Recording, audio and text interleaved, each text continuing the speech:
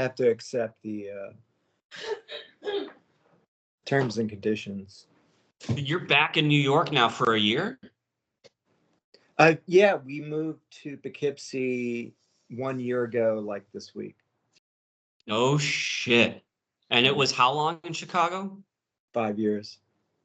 5 years. Regrets? Okay with it? I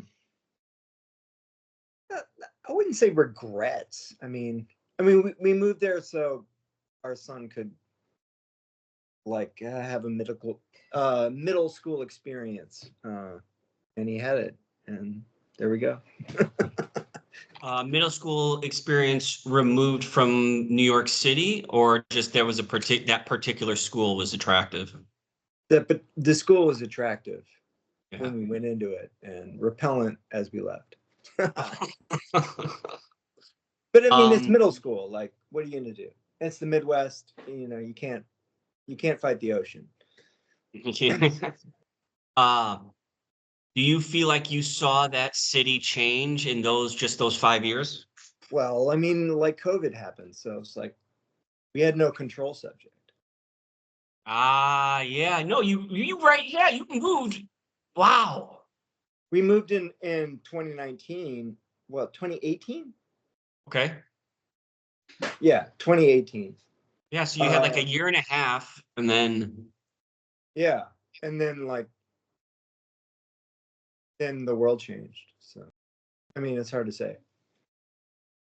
yeah, it was the event. I mean, yeah, it's like the chapter, and this is like something out of a Kurt Vonnegut book. You know, the great unknown, the great airborne event of 2052. White noise, yeah.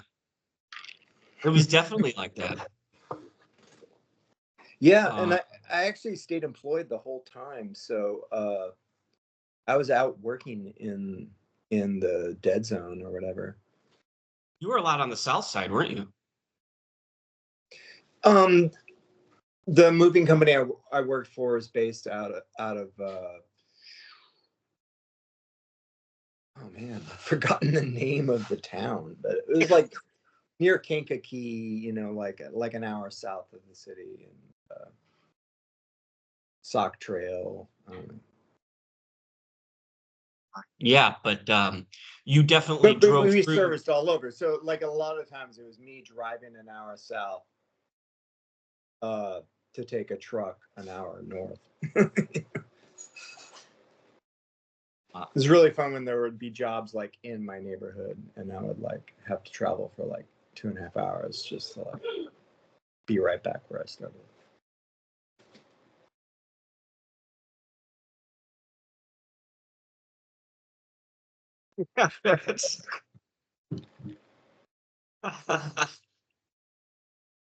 Did you play acceptor jams for your coworkers?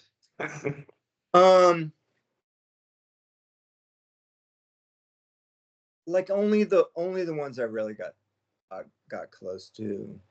Of only one. I met a guy, like I got like a Craigslist job, moving job, and like a one-off, and the guy that hired us like wasn't even there. Like he just hired us because he was out of town. And we showed up this job like not knowing who was in charge or anything, and I ended up like this guy had never done a moving job before, so I was like, shit, you gotta stick with me, okay? Like we're under the gun, like we've got more than it's like a rich couple moving to Chicago, like Gold Coast, from the South somewhere, and they had hired some good old boys to like drive the U-Haul truck, but then they showed up with like no equipment, like no dollies, and there was like an fancy elevator building. And that's a long day. It was a long day.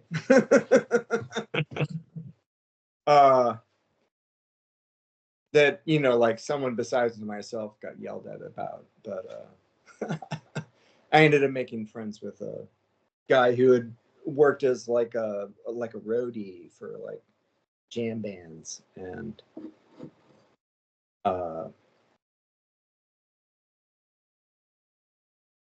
you know, like COVID affected that. Like there was no music for a few years. So there are a lot of people like switching, like jumping into like fast friend type careers, like moving. Yeah, I mean that's a big music town, so that affected a ton of fucking people. Yeah, I mean Chicago likes a big festival, thousands of people. I'm like, I never went to one festival. I don't think I ever had a very like super memorable festival experience. I think the closest thing was maybe Pitchfork Festival, just because it's a little bit smaller. Oh, Riot Fest was great. I think the best festival I ever Riot went to was Fest. Riot Fest. Then you got Lola, Dark I Brown hit Horse. Lala twice. Um, one time on I was like, one time on mescaline. yeah, I missed the original because I was like when it came through Seattle, I had already jumped ship to New York, so Yeah. I missed out on seeing Jane's Addiction and uh, what, like Jesus and Mary Chain, Butthole Surfers, whatever they were up to. Yeah, Butthole was on that. Susie and the Banshees, Yeah, Ice-T. Was but Nine Inch I Nails? saw all those bands like independent of each other, so like I didn't. Yeah, back in the day, because Chicago was so rich, you didn't really need to go to festivals in the 90s because you could see those bands just do their thing on their Yeah, own, which was preferable. So, yeah, you know, the Midwest noise rock was huge. totally. Yo, Alex. Howdy. Howdy. How's it going, guys? Going Hey, good. Hey, John. Nice to talk to you. yeah. We're talking summer festivals, Midwest, COVID. Oh, cool. Were you guys Cropped fans of out. Steve? Were you guys fans of Steve Albini? I Somewhat. was a fan of Big Black and Rape Man, but not really a fan of like the Church of Albini when he became like, you know, like one of those unimpeachable like moralists. By that point, I'd moved on. Yeah, I hate those types. Unimpeachable moralists.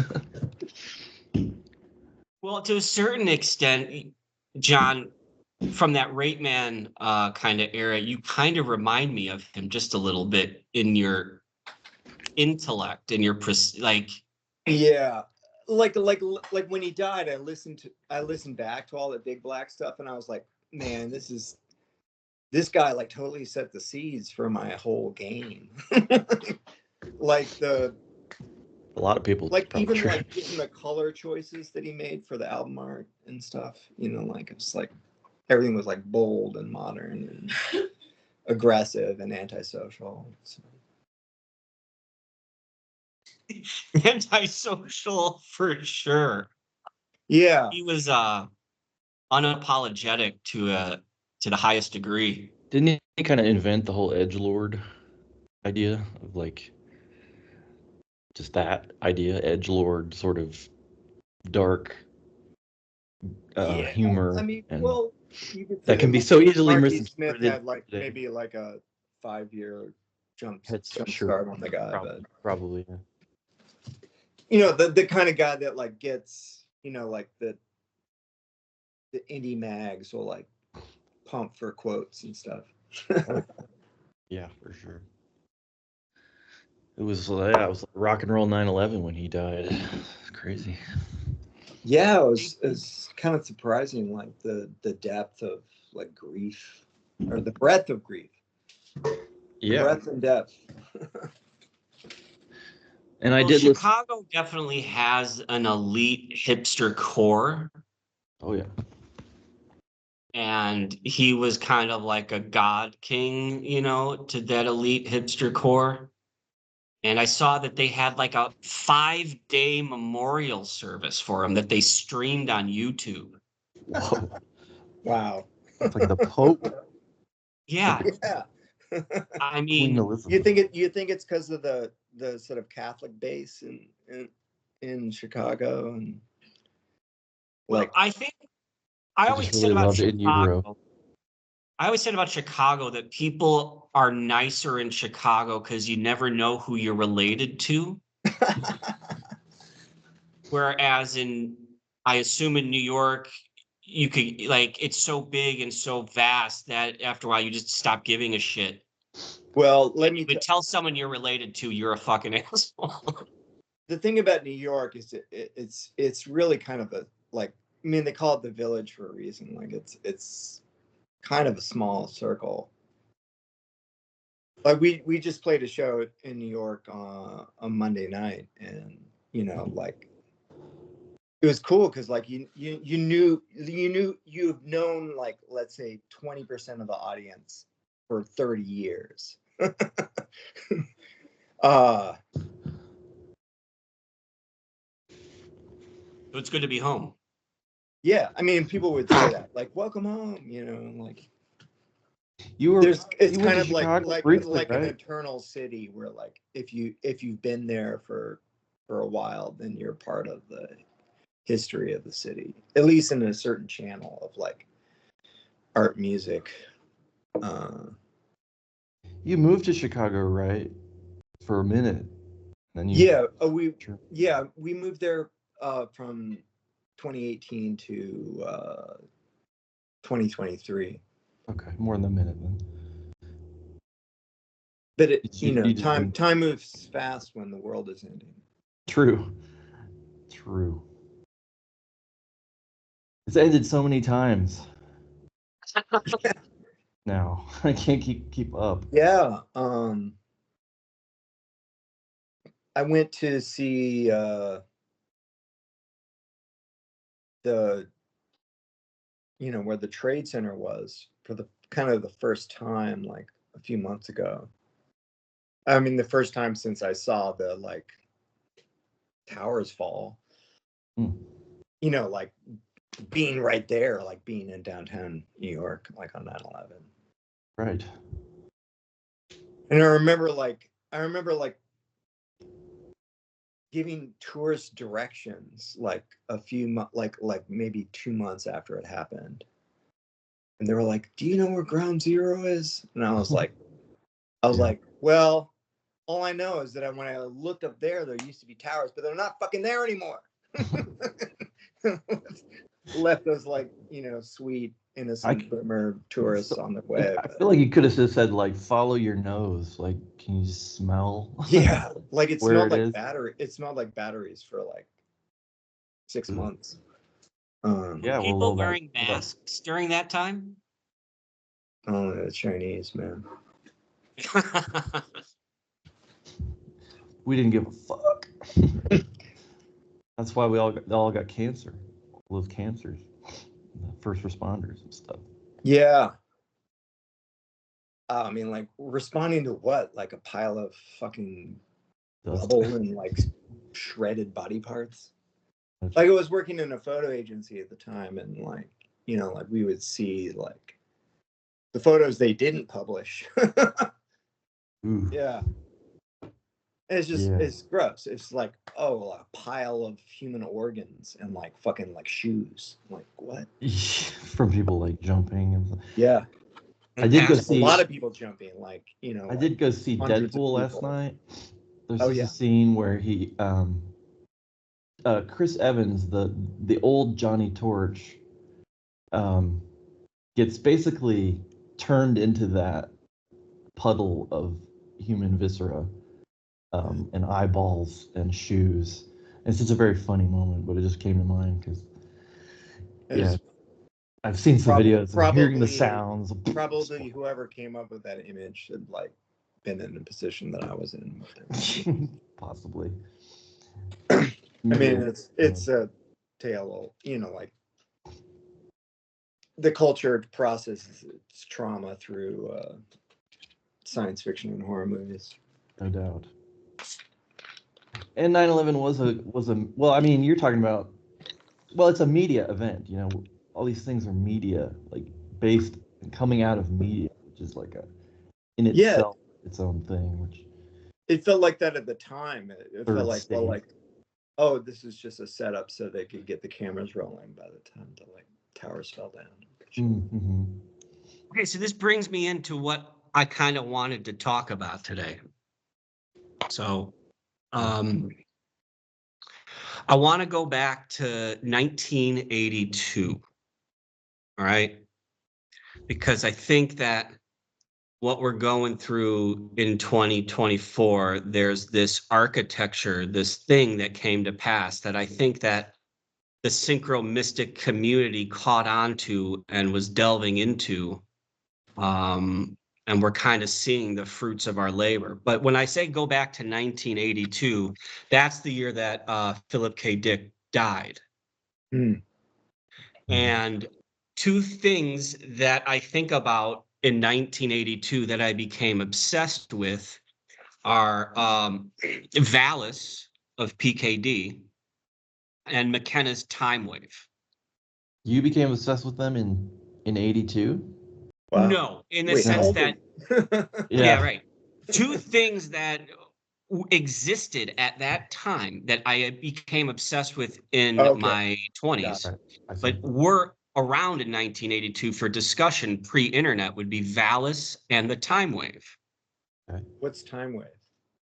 McKenna's synchro mesh based on the I Ching that showed a map of time that found its completion in December 21st, 2012.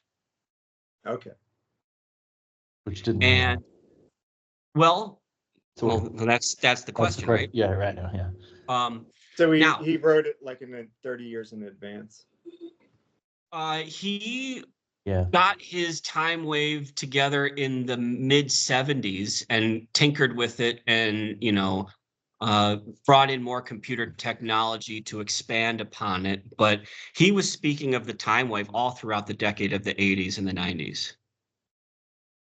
And I Yeah, believe talking that about date of 2012. December 21st, 2012 was locked in the early 80s. All right. So When did I the live in. when did the Mhm. 2012 like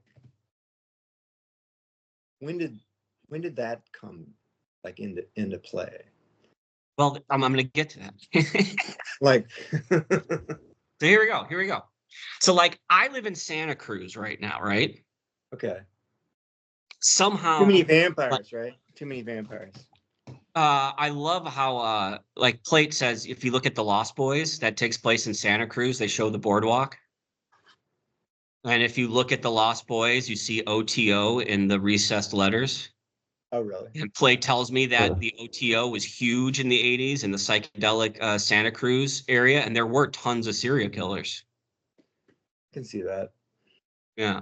Real Satan.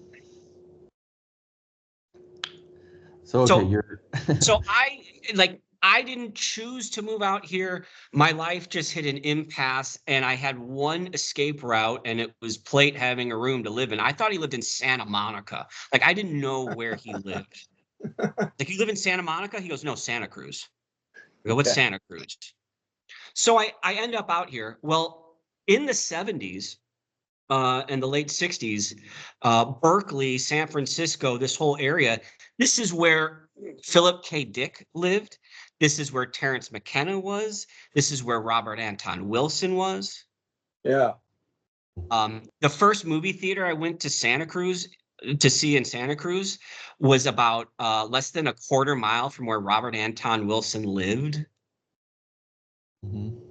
So on some strange trip, I ended up in the heart of where these ideas seem to spring forth. Mhm. So there's no internet. 1982, PKD dies. McKenna had written about Philip K. Dick. He actually wrote the foreword to one of the first books that took selections from the exegesis. Mhm. And he found some kinship in their kind of like psychedelic Easter egg that they brought back from hyperspace, right? McKenna brought back the time wave, and Dick brought back Valis, right? And they used these as core concepts to kind of explain the unlanguageable, right? Mhm. And in the 90s, when I was turning on to psychedelics and I read Cosmic Trigger, Valis and the Time Wave became two of the most attractive things in that book. And I spent, 20 years reading those people, listening to those people, studying those people. All right. Mhm. So I guess I can flash forward to the mystery of it all is that Mark Leclerc obviously was aware of these things and reading about these things. And the thing that he brought back from hyperspace is the physical tensor, right? The arrangement of Kubrick and Pink Floyd. Uh-huh. Flash forward to 2024. You guys know what large language models are, right? AI. Oh, sure, yeah. Sort of. I mean, I've heard this. Not a technical whiz, so, but All right, but here's the key points, and then I'll kind of throw it back to you. I reached out to Leclerc in about 2010 about syncing. Well, it was first Pink Floyd with the movie Inception, and then I told him to watch 2001 with Metal, but not the Echoes part, but just actually start Metal from the beginning of 2001 and watch it throughout the movie, right? He had never listened to Metal, but he had told me about his work with 2001 and Dark Side of the Moon, uh-huh. right? Yeah. Um, anyways, through our conversations, he developed the physical tensor. From the physical tensor, I developed the Kubrick transformer, a name that kind of came to me out of the ether. There was no real rhyme or reason other than this one book I read called The Mayan Transformers. Why am I bringing this up? Well, in 1982, Philip K. Dick is talking about the AI voice that directed his thinking, right? That Valis is an AI voice. Uh, Here's the definition of a large language model. A large language model is a type of neural network called a transformer model that uses a tensor core, which is an algebraic object that describes a multilinear relationship between algebraic objects related to a vector space. So 12 years ago, me and Leclerc are working on our own hyperspatial objects called the physical tensor and the Kubrick transformer. And now 12 years later, the AI is actually here.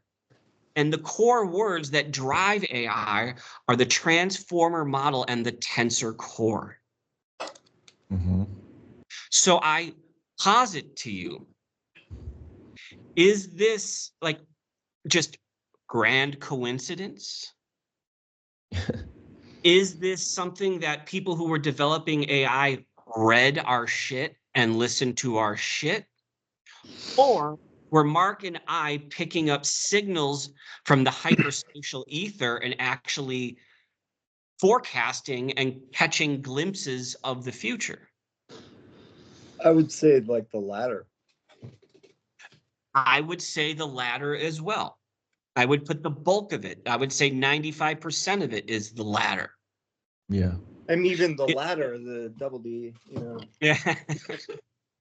Um, So what I'm positing is like everyone's reading the same text, of ultimate objective reality. So like the waves of synchronicity, or like, as I like to say now, affinity, is like, or harmony even, is is the kind of aftertext that we use to speak about the greater text.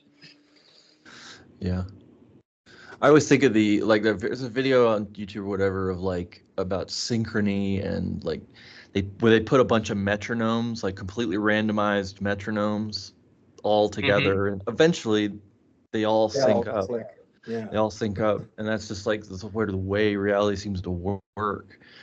And like I was thinking, I just reminded of so you're talking about your journey and stuff, and I've had my journey where I kind of hooked up with Mark Claire and was working with him on stuff, and then he left, and then I started working with Sean Montgomery, it's his real name, and we kind of came up with stuff on our own with this number set, and like it has different names, but one of the names I think Sean kind of gave it this name independently of your thing, but he called it the Kubrick transform. The What? 4 numbers, yeah, which is like it's slightly different. It's not official. It's not the official name. We didn't go with You fucking say. it. but mathematically, if you look it up, it's like what a Fourier transform is. Like, Yes. it's the same thing in a weird way where you have like Yes. I can't explain it because I'm not a math guy, but like there's like a set of variables or independent things, and they kind of all coalesce and then become something else once they've done their magic, basically. Do you know why the tensor was developed originally? No. So the tensor of Gauss, the Gaussian tensor, was a mathematics used to predict the motions of celestial objects obscured by other celestial objects. Mm-hmm. Yeah. So it's an ability to see beyond something that obscures your vision. Tensor mathematics. Right. So I guess like the nutshell of what I'm trying to throw at you in 2024 is in 1982, Philip K. Dick and Terence McKenna are picking up and receiving these informational data points from the ether, right? But they were primarily using, K only tripped about 3 or 4 times, but each trip was just so profound that I think he got the message and hung up the phone. Whereas McKenna definitely swam in those oceans for a lot longer. But they didn't have internet, right? Mm-hmm. They had people, they had books, they had their own hyperspatial experiences with psychedelics. The letters column of Dragon magazine. My receptions from hyperspace were definitely driven by psychedelics, but also driven by the informational flood of the internet. The ability to access all this information already written. So what I'm saying is that this phenomenon occurs, but in 2024 with social media, with now the emergence of AI and VR, will today's new human beings be able to receive these messages more clearly? Or will the flood of information block out those messages? Do you think that today's technology is going to increase this ability and make more visionary, for lack of a better romantic word, prophecies? Or do you think that these prophecies and these channels, because they're organic, are now being obscured? And if they're obscured, is that a positive or a negative, or has the thing already been accomplished? That's why the channels, that's what I'm struggling with, because I think that the renaissance of synchronicity that we were right in the heart of, I don't know if that's going to happen again. Well, it's not going to happen again for us, but do you think we'll see it pop up? I mean, Because I It think is. I mean, isn't like it I already? think the younger people see it like we saw bell bottoms, you know. like Right. Alex, Crypto K and what you work on with Sean emerged out of this time period. Uh-huh. This is something that you've been working on for probably close to a decade, right? Oh yeah, literally. I mean, yeah. I mean, I don't know.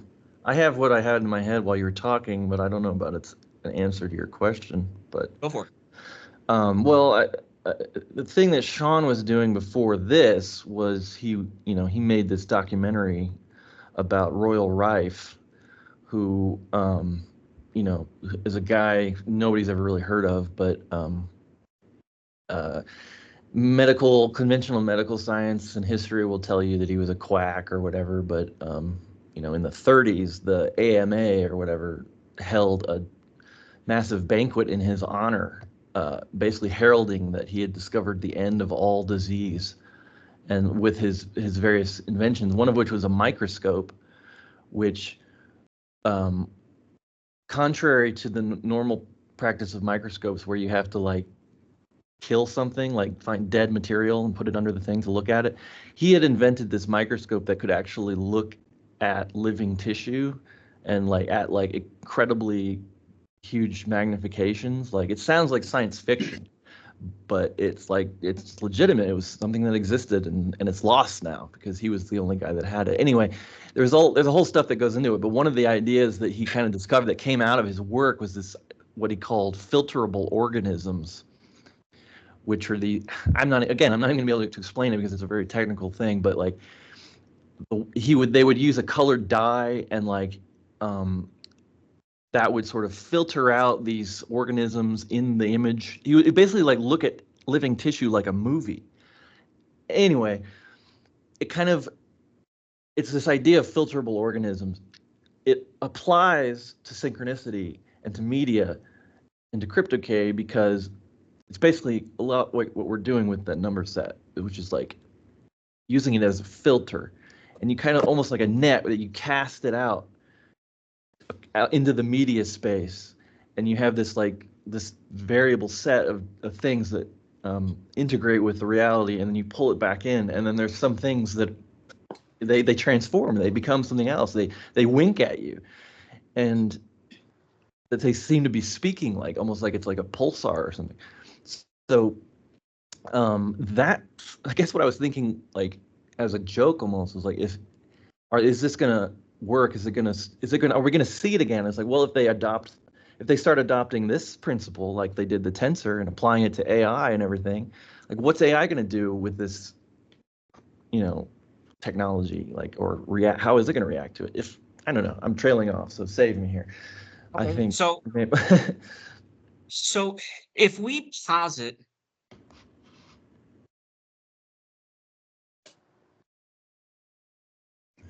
so the word God, right? It satisfies a place in our language, at least for something that we can at least say is a center point, right? Or source, whatever you want to say. Dog.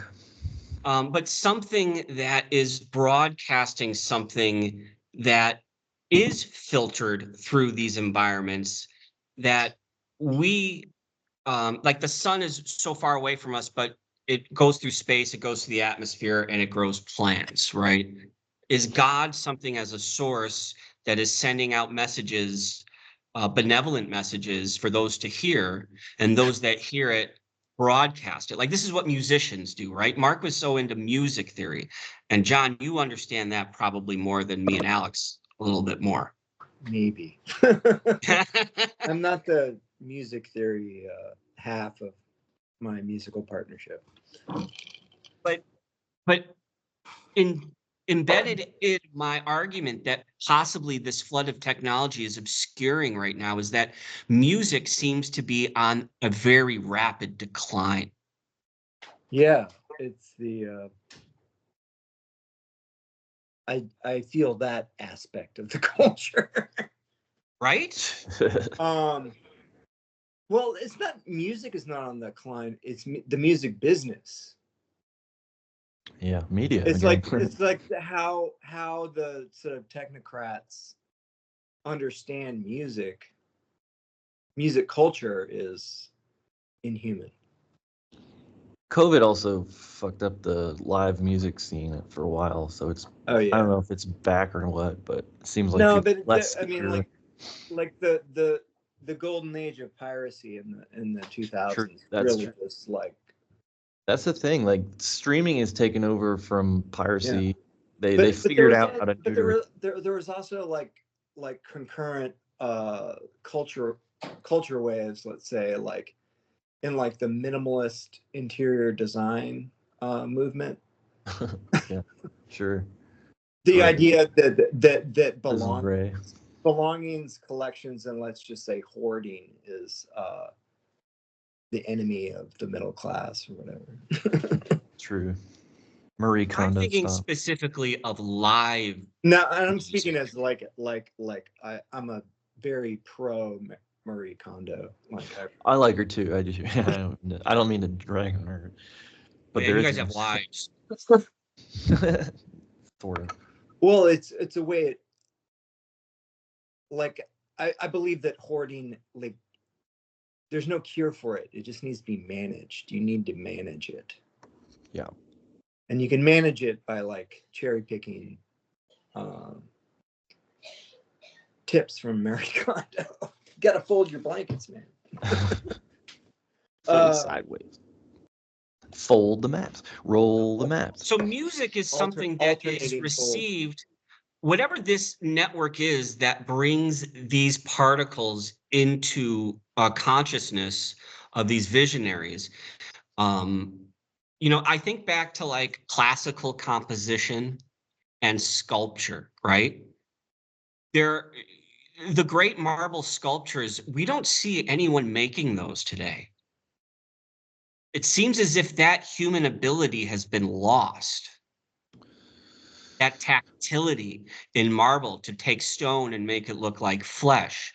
Just as in classical music, the symphonies of the great artists that could create these living memory palaces in an auditorium, that has been dead for centuries. But it's still there, man. Like, Yeah. But people maybe the still learn. people aren't receiving it. People still learn music. But they're not receiving it. My wife's a music teacher, and one of her lines is like, when this piece you're playing came out, like, the critics hated it, you know, it got trashed, it lost a bunch of money, and everyone died in, like, in a pauper's grave. But like, here we are hundreds of years later playing this music, and those critics are gone. Those critics, like, no one knows who they are. Yeah. So the force of true music, like, is kind of eternal. But Okay. it's the apotheosis of like Beethoven's Ninth, right? That could take an audience and transform everyone into the macrocosmic man, right? This is what Philip K. Dick wrote about and was struggling with in his final novel, The Owl in Daylight, right? Is that symphonies, like, if you can receive a composition as intricate and as complex as, let's say, Beethoven's Ninth Symphony, that's one thing. But you also need a community around you that can execute it, that can actually bring it to the people. And but I don't that's think too. we have Like, those centers. We don't have those temples anymore. yeah, we do. Well, I went to Lincoln Center twice in the past year. okay, I but saw we're talking Stockhausen concert that was like extremely well attended and like a lifetime mark. how much did you pay to get into that event? To the Stockhausen concert, Yeah. $60. Okay. Did you have the best seat in the house? It was festival seating, and it was seated in the round. Everyone sat on the floor on like little I don't know, little chairs that they passed out, so you could sit wherever you wanted. Okay. And there was a surround system, and it was in the Park Avenue Armory, so it was in this like giant, huge building with like epically large ceiling. Very old building. Yeah, and the Armory is like, it was built in the 50s, 1800s or something. 1800s.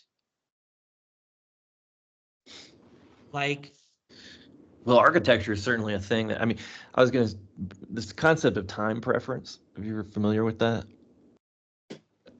Sketch it. Time What preference?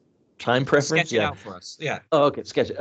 So it's sort of like, it comes from the Austrian economics theory, which is boring to talk about, but it's like, it's basically a way of saying, um, if you have high time preference, you're basically valuing immediate wants and stuff over long-term sort of visionary things. So a low time preference means you're like looking further into the future from the present, and basically like kind of it relates to the concept of saving money and all this stuff, building like monetary energy up so you can like provide for the future, essentially. Yeah. And so as a society, we've progressively lowered our time preference over the past like century or whatever, so that it's like nobody really saves money anymore, and nobody really, because it's a bad idea, because money continuously loses its value. So it's just like the way the whole economy is set up. It's like the present is valued over the future, and so you get when you have low time preference, you build things to last, and you build things like fucking Manhattan and New York and Chicago and stuff like that. So so in that sense, I agree with you that we have a high time preference right now. We're not looking at the future. We're not thinking about the future. We're not building. Here things would to be maybe a last. good example. James Joyce wrote 2 novels in 35 years. Stephen King wrote 50 novels in 35 years. You know what I mean? Sure. Those 2 novels of Joyce will be around 300 years from now. Will Stephen King be around 300 years from now? Yeah, totally. Yeah, he probably will, actually. I mean, just because Stephen King has the campfire going for him. His stories are True. like stories that you would repeat to someone else. Well, like you can't really repeat Joyce to some. I mean, you could, you know what I mean? Like, hey, Joyce read this really funny story where like this guy like like had his face melted off or whatever. Yeah. Well, look at what Kubrick did to Stephen King's The Shining. Right? I mean, like, he inverted the time preference of that True. top novel Maybe he did. and inverted it so much so that King was so offended that he called it trash or thought it was terrible. yeah. But what do you think people talk about more today? The book The Shining or the movie The Shining? Yeah. They talk about the movie. They And talk about the movie. That was true when I visited the Stanley Hotel. Like the like they tried to say true to Stephen King, like there isn't a room 237 at the hotel. There's a room 217, which King used in the book. But then there's all this movie stuff like the hedge maze, like cropping up like after the fact, and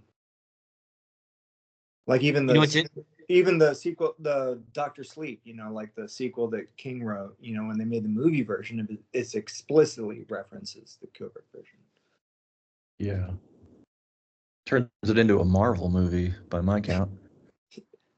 Yeah. So like, if it's these, funny coming so hot at the heels of like Ready Player One, where they did this. Yeah. but more of these hyperspatial sparks flow through Stanley Kubrick's Shining than that book. And or even whatever the TV miniseries they the make TV series, out of Stephen King's book, right? That it's this low time preference, this extension, this complexity, this depth that is able to capture the hyperspatial sparks that create synchronicities of meaning that open you up to a broader, deeper sense of the mystery of consciousness and reality. And is that a good thing or a bad thing? Because,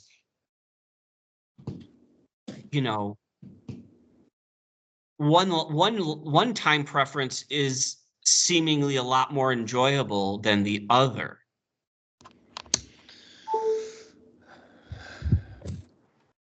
Well, you got to teach people. People need to be. I mean, I don't know. People need to know how to appreciate it. They don't even know what they're missing, I guess, in a sense, if they're missing anything. But Forgive me if this is too personal, but John, Yeah, how old's your son? 16. And again, forgive me if this is too personal. You don't want to talk about this, but Maybe. has he smoked pot? I don't think so. Do you talk to him about pot? Yeah, we talk about that. Okay. Would you be okay with him dropping acid at 16? We talked about it. Really? Yeah, he's like, "What's acid like?" And that, I was like, "It's a lot like the Yellow Submarine," and he was like really enthused about that concept. Oh God. I'm sure he was. He was like, "Oh, great." If you told him it's like Beyond the Black Rainbow, it might be a little different. Yeah.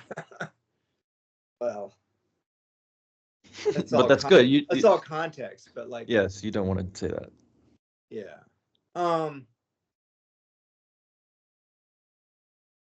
I mean, I would think he would be fine with it, just because knowing him is like, and knowing his kind of like he's a teenager now, so he's like got a concept of bravery. Like he's really into like, he was at summer camp. He's not home now. He's really into like the concept of like not being around his parents and going out and being independent, and we're all for that. Whenever I see pictures of him, I just see happy, joy, and everything that you say about his accomplishments is very talented and intelligent. Yeah. And do you think that this young person who has not been raised in the 80s, 90s, the aughts, but he came of age in the era of internet, social media, mobile internet, and probably has used and has used AI.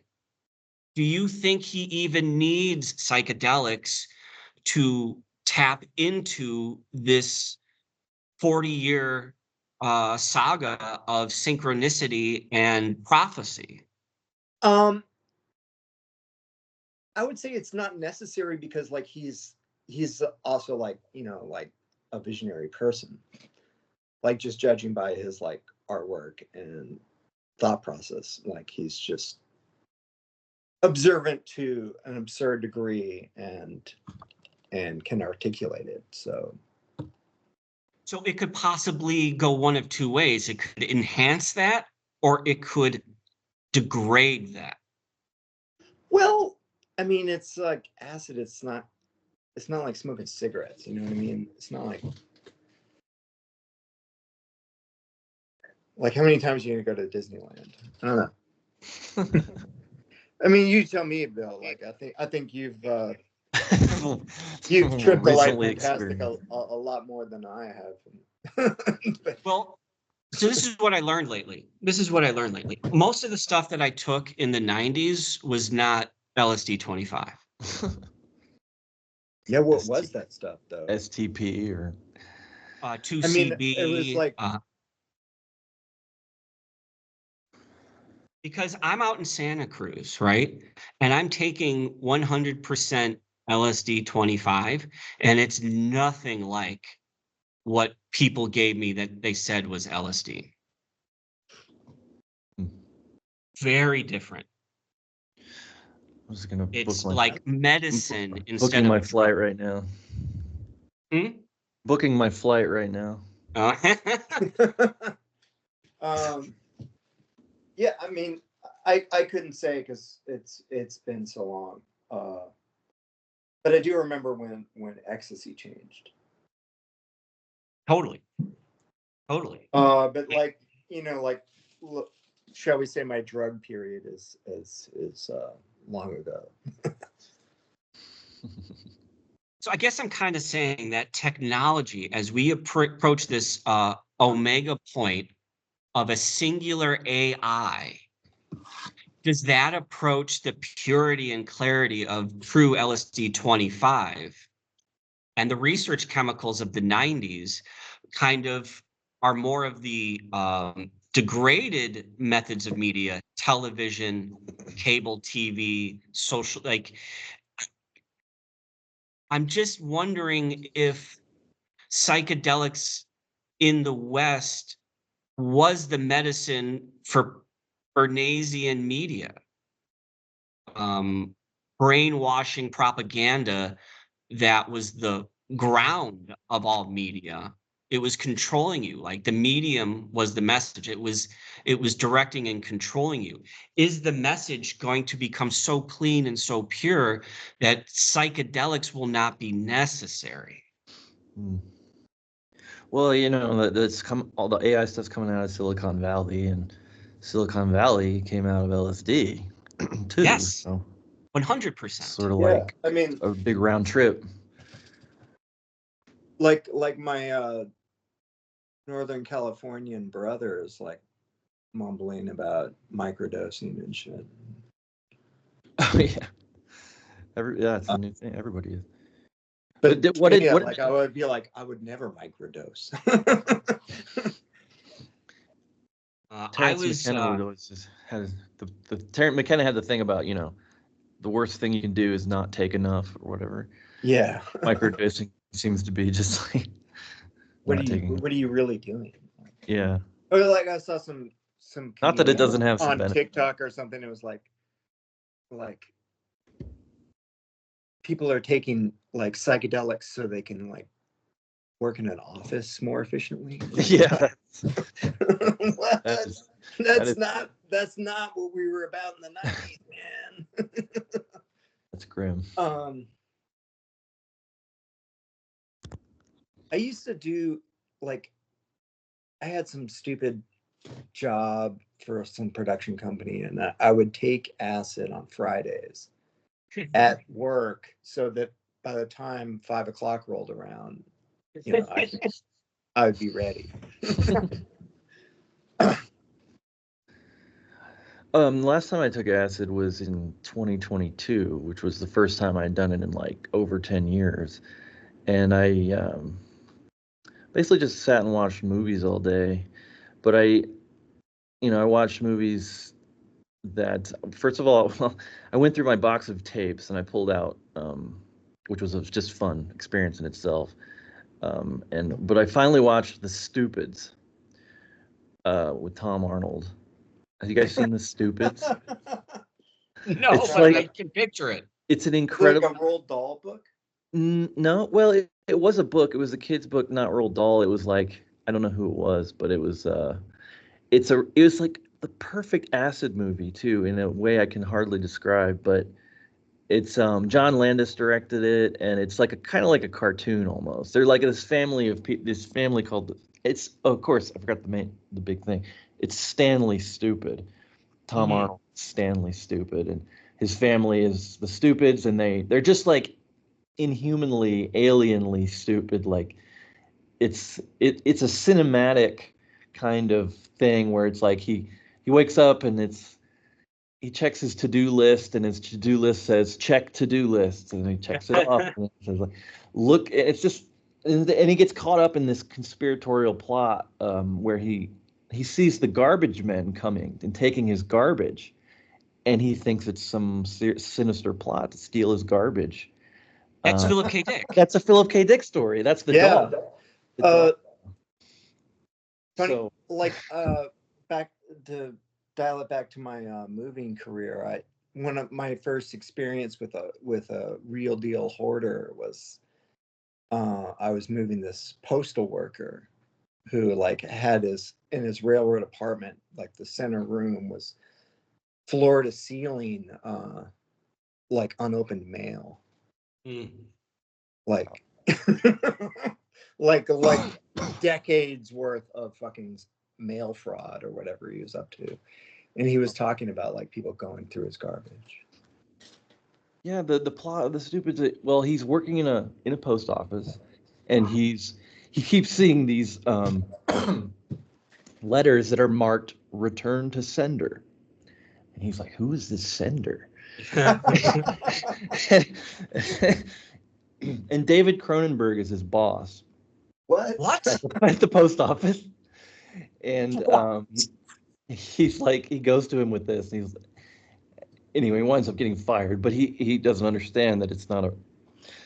But so that's how the thing goes, and then it's just goes from there. And yeah, postal conspiracy, Stanley stupid. I don't know where I was going with that, but No, but you're checking a lot of boxes. Okay, my ass is hurt. So I watched that movie, but then later in the day I watched Videodrome. Later in the trip, I mean, which was also a beautiful experience. When you're coming down and feeling pretty much awkward about being alive. I thought it was going to be real more horrifying, but it was actually like ecstatic. Great movie. But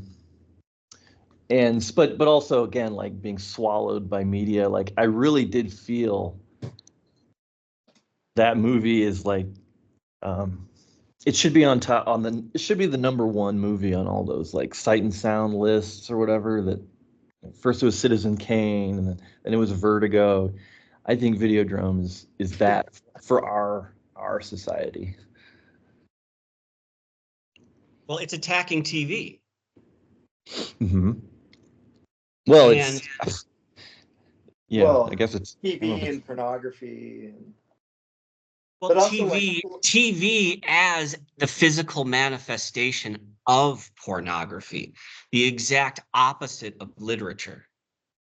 Yeah. That time preference thing, right? Yeah. Erotic films and pornography are two totally different things because of the timeliness of the sex, right? 30-second man. Like, if you get Lady Chatterley's Lover, you got to wade through a lot of bullshit to get to the titties. Right. Yeah. Got to use your imagination, at least, if you're reading it. And so you're more open to receiving thoughts and ideas and feelings that you could remember afterwards, but you don't remember anything after watching straight pornography. Yeah. No, you intentionally forget. You don't want to think about it. Illuminatus came out of the Playboy letters columns. Absolutely. But think of what the difference between a Playboy magazine and Pornhub. Yeah, Do you think a Playboy magazine can create the same kind of frenzy that it did 40 years ago? No. What's Playboy now? Playboy now is like doesn't exist. It's like Facebook, really. It's like the targeted prostitute ads that you see, like masquerading as like I don't know, silent comedies. I don't know what the format of TikTok is. It's definitely like somewhere like around, what film was like over 100 years ago. Well, TikTok is commercials. It's interesting that like these phones have turned an entire generation of people. Like nobody learns cursive anymore, but well, okay, maybe they do, but they don't. But let's pretend they don't. But they do. The schools I taught at, they don't do cursive. So. Well, they learn editing. My point is that they're learning film. Like everyone is an editor of their own little universe, and I'm kind of in awe when I see just like even like the most basic TikTok video made by some whoever, just like all this. I just like wow. So it's like just a new style of broadcasting. I don't know. It's very strange. It's especially the fact that they're all little monoliths. It's cliche to point that out now and again, but it's like it literally does feel like, and this is what Crypto K is all about, and I've tweeted about it recently, that like it feels like Kubrick designed our reality. Well, do you think 100% with Kubrick's later films kind of like edging towards actually being a 1:1 ratio? He was like would shoot stuff for TV, but then then mat it for the film. Mm-hmm. Yeah. Do you think he was edging towards the ultra modern way of That's like, a good idea. shooting things in portrait mode? You know, That's an interesting thought. like, Because would he get to a point where he was making monolith shaped films? oh man, that's a great. I'm gonna go. I've got that. Did you get the open mat scan? I got the open of mat, and there's a new one that's based on the 99 DVD that's got the fourth Oh, degree. is there? You'll have to link me to that. Okay. Because I was gonna make my own, but Yeah, it was making the rounds on now I want to crop the on shine into portrait Twitter, mode. which is now the new like. Oh yeah, it's the new piracy zone. Yeah, I was thinking of putting some of Sean's videos on X. But no, but like yeah, I want to go and crop The Shining into portrait mode and see what you see, like see how that works. Well, remember cut the out the movie edges. Gravity? You remember that movie Yeah. Gravity? Yes. I remember one time I took my HD TV, my widescreen HD TV, and I propped it up on a chair so it was like a big phone, right? I just twisted it 90 degrees and I watched Gravity like that because Gravity is not a linear looking film. It can be completely understood when you rotate the monolith to that vertical position. And when you watch it from that vertical position, it becomes almost like a different movie because of the framing of it. I can imagine. I mean, and so I did that with 2001. And there are clearly moments when you get into space where if you watch 2001 as a vertical screen, there's so many shots that have this new added beauty and dimension because you're not looking left to right. You're not scanning left to right. You're looking up and down. Yeah. And it almost hits a different part of your brain. that's literally what happens. I mean, I've started in my video. the monolith. Recently started getting into portrait mode.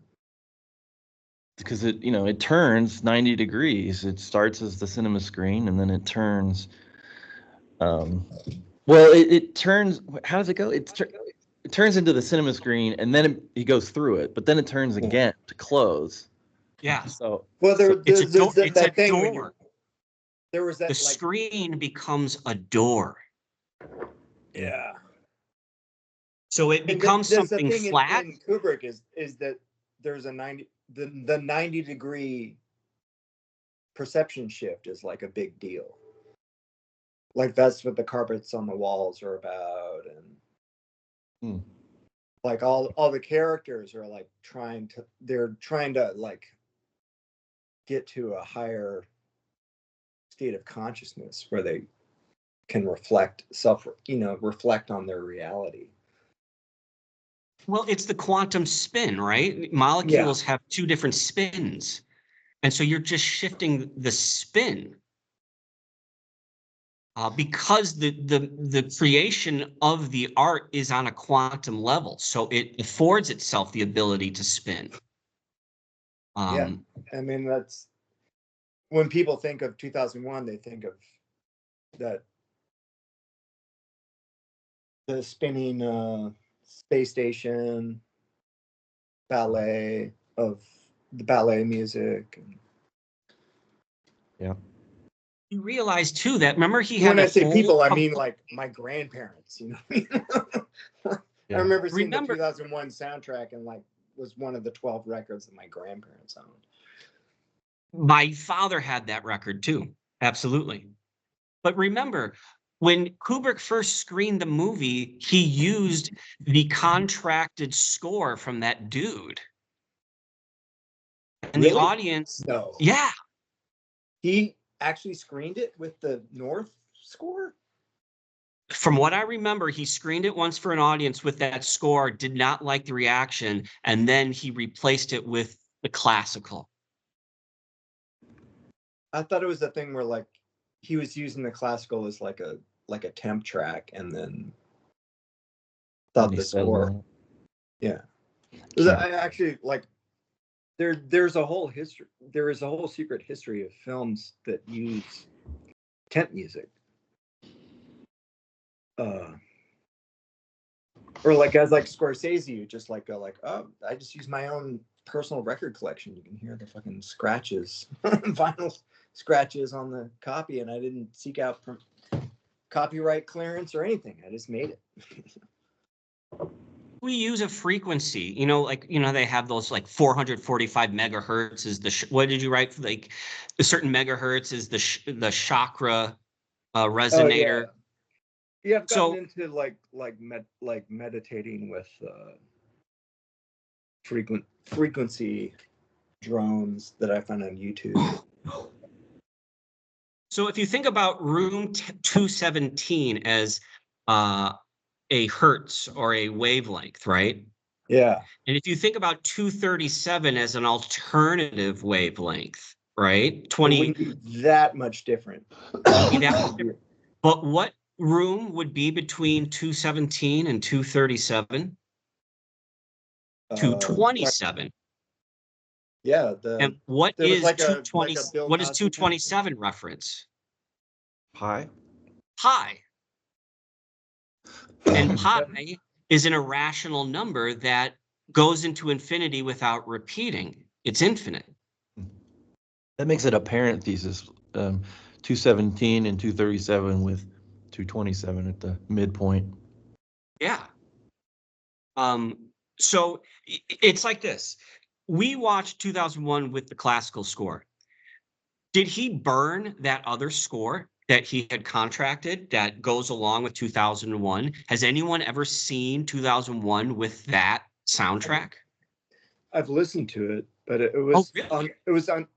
Yeah, you can find it on YouTube. But, I mean, it's just unremarkable. Okay. So we could cut that music into 2001 and make a new movie with a new soundtrack using that score. But then what did Ian LeClaire do? And what did Dark Side of the Rainbow do? It's just like, oh, you can do that with any music. Yeah, it's like and if you find the right soundtrack, like the Harry Smith thing. Like if you can get the right soundtrack, then you can get to room 227. You can get to that irrational, transcendent marriage. But again, these are, oh, God damn it. Like, it's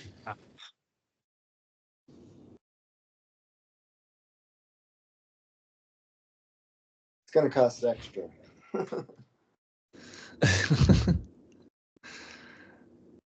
Back to commercials, back to advertising, back to television.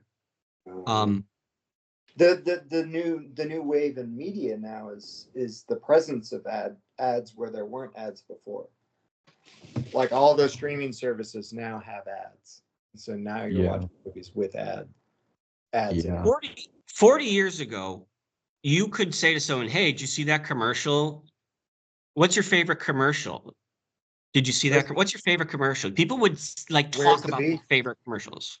Oh yeah, beef, man. It would change elections. But does anybody today talk about their favorite commercials? I don't think so, because everything is commercial. Yeah. There's no separation.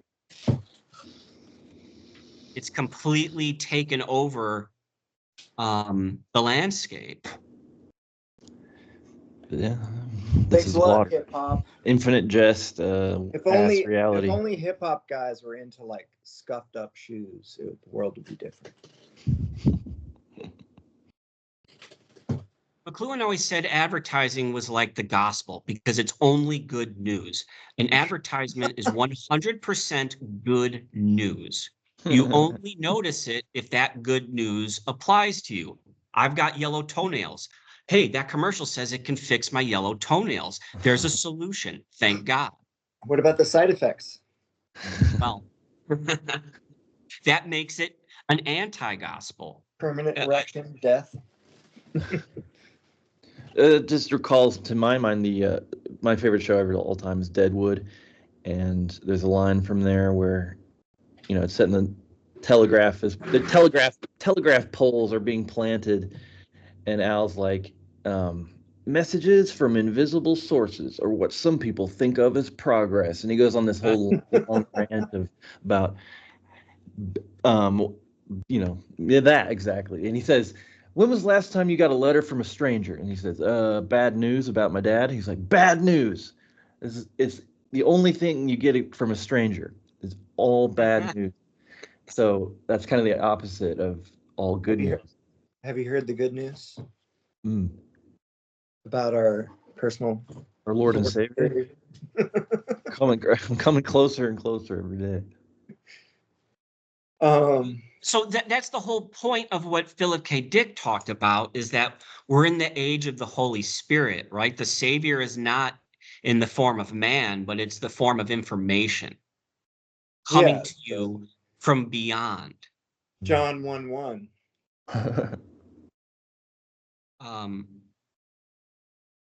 In the beginning there was the Word, and the Word was with God, and the Word was God. It's funny.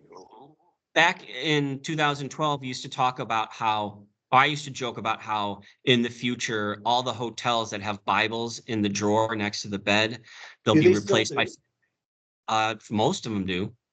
Okay. Last time I was in a hotel, I was there.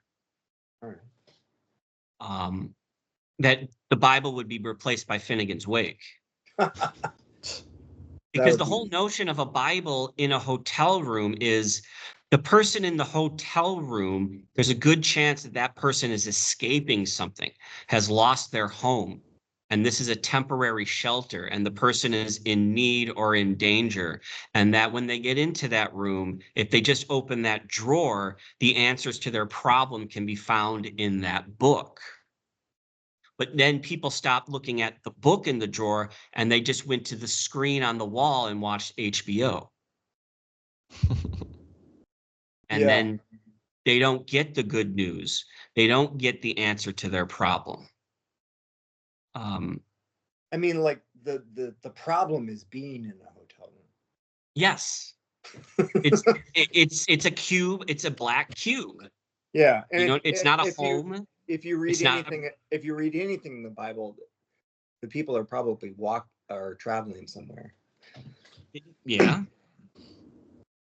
There's a lot of walking in the Bible. There's no hotels though. Not many hotels anyway. No room. I guess like the last part of this thing that I'm trying to sketch out is that Did you think there's a Bible in room 237? I listened to that interview with Elon Musk and Lex Fridman. Yeah. I got repelled by the smarm. So Fridman, they begin their discussion by Elon Musk talking to Fridman about ayahuasca. He said, "Hey, hold on. First of all, they start the conversation off by just talking about Kubrick. They're like, "What's your favorite Kubrick film or whatever?" Yeah. They're talking about Clockwork Orange. He orders a coffee, and he orders a coffee in the prissiest way. Yeah. Like, okay, corporate guy, we've seen you before. I swear, like, I watched those two guys, and I'm like, of all people, this is like two androids talking. Like, these are, I don't know. But anyway, go ahead. It was interesting. Have you guys heard us talk? Come on. What are you talking about? A little more credit. He goes, tell me about your ayahuasca experience. His ayahuasca. It was crazy, man. I saw the galaxy. Anyway, I don't want to make fun of anybody else's trip, but well, all I'm saying is that the conversation leads to Neuralink. Exactly. Right? Yeah. And Neuralink is the most science fiction object that has been brought into reality to date. Wait, that's the vaccine thing, right? It's the chip? No. It's the chip that is implanted in the brain of a dude who was handicapped, but who can now use a computer just using his thoughts. He once was blind, but now he can see. It's all about implanting the shining into everyone. Yeah. Well, we're all gonna have the shine. See, this is what people don't understand. The Neuralink gets implanted. It would be like this. I want to write a blog post today and include some edited videos. I think about what I want to see, and it just appears on your computer. Yeah. You don't have to sit down and write and edit and get your video and edit it. You just think about what you're trying to express, and it shows up in code on a screen. This is real, right? Supposedly. I guess. So here's the connection.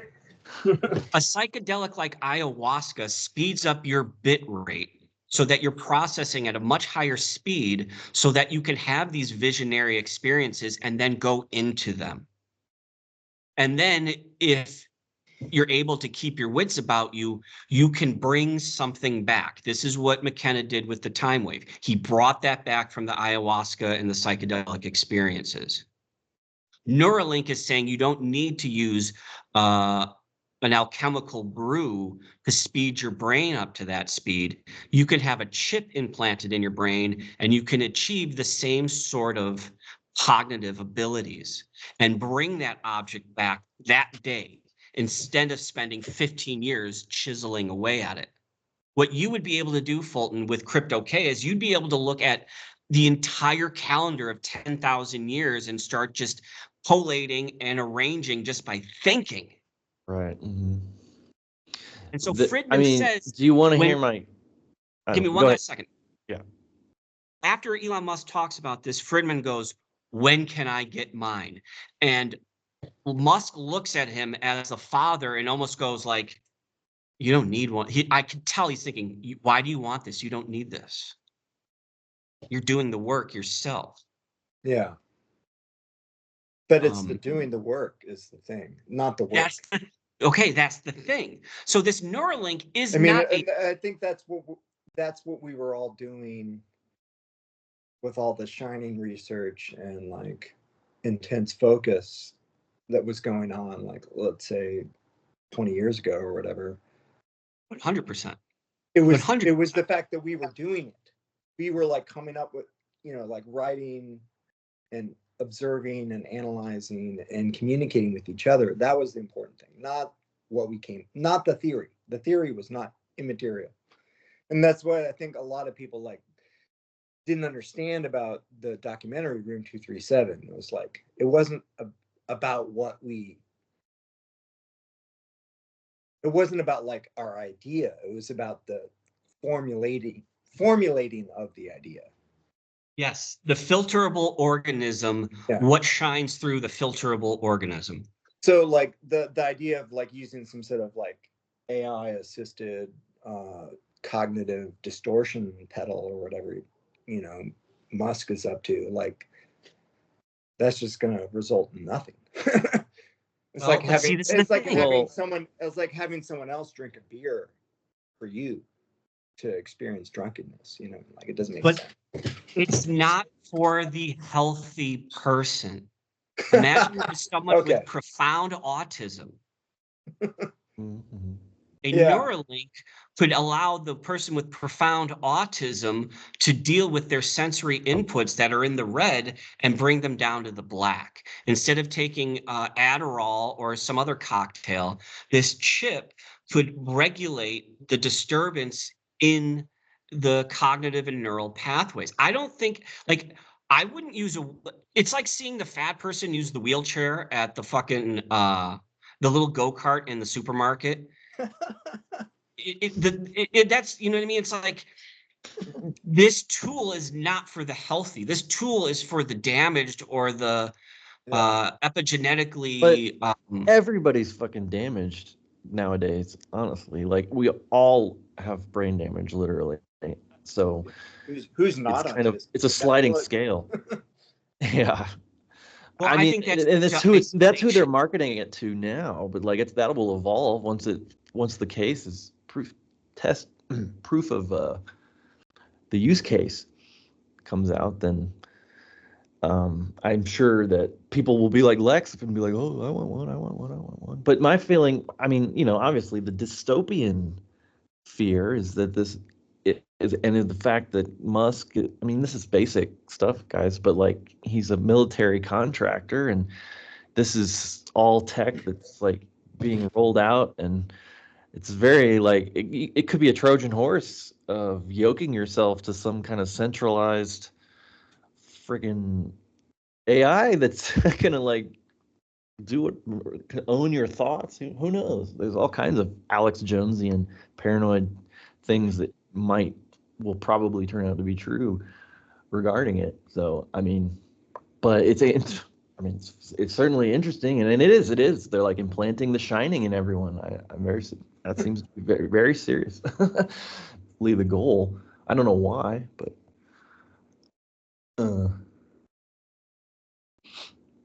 All media are extensions of the human being, right? Like they're epigenetic outgrowths of the human being. Like the shoe extends the foot, right? All these ideas of these are parts of the human being. It's just that it's like this is the eschaton, the final tool. Owsley Stanley, he talks about the eschaton as just the final tool. Man has been building tools for 10,000 years. There's going to be an eschaton that combines all of those tools into just the single tool. Right. That's the phone right now, and it's just getting smaller. It's the monolith. Well, I don't know if it's the monolith. Yeah, think about the shoebox phone from the 80s compared to where now I can wear a pair of glasses that have Google embedded in them, and now my phone is in my glasses. Yeah. Touch the side. Hello, who is it? Hey, all right, later. Boom. I think Neuralink is going to replace medication. Well, I mean, And that's what, a panacea? McKenna had another like story. I think it was his story of like a vision, a future, some sort of far-flung future where the Earth is like you imagine, and it's like there's a man, and he's barefoot, and he's running through like an overgrown city that's abandoned, and everything is post-apocalyptic. But then he sits down and he shuts his eyes and he turns on his little thing in his head, and he's like hooked up to the galaxy. It's like cyberpunk, whatever, reality. And so that was his little rap. And so that's sort of what you're heading towards. I mean, I think is that archaic revival mixed with modern tech, psychedelic fusion, and that's what seems like where it's heading. Hopefully not with all the apocalyptic cities and stuff, though. This is not pop technology, right? Pop is pornographic art. That's all it is. It's meant to be understood and absorbed instantly and then discarded. This is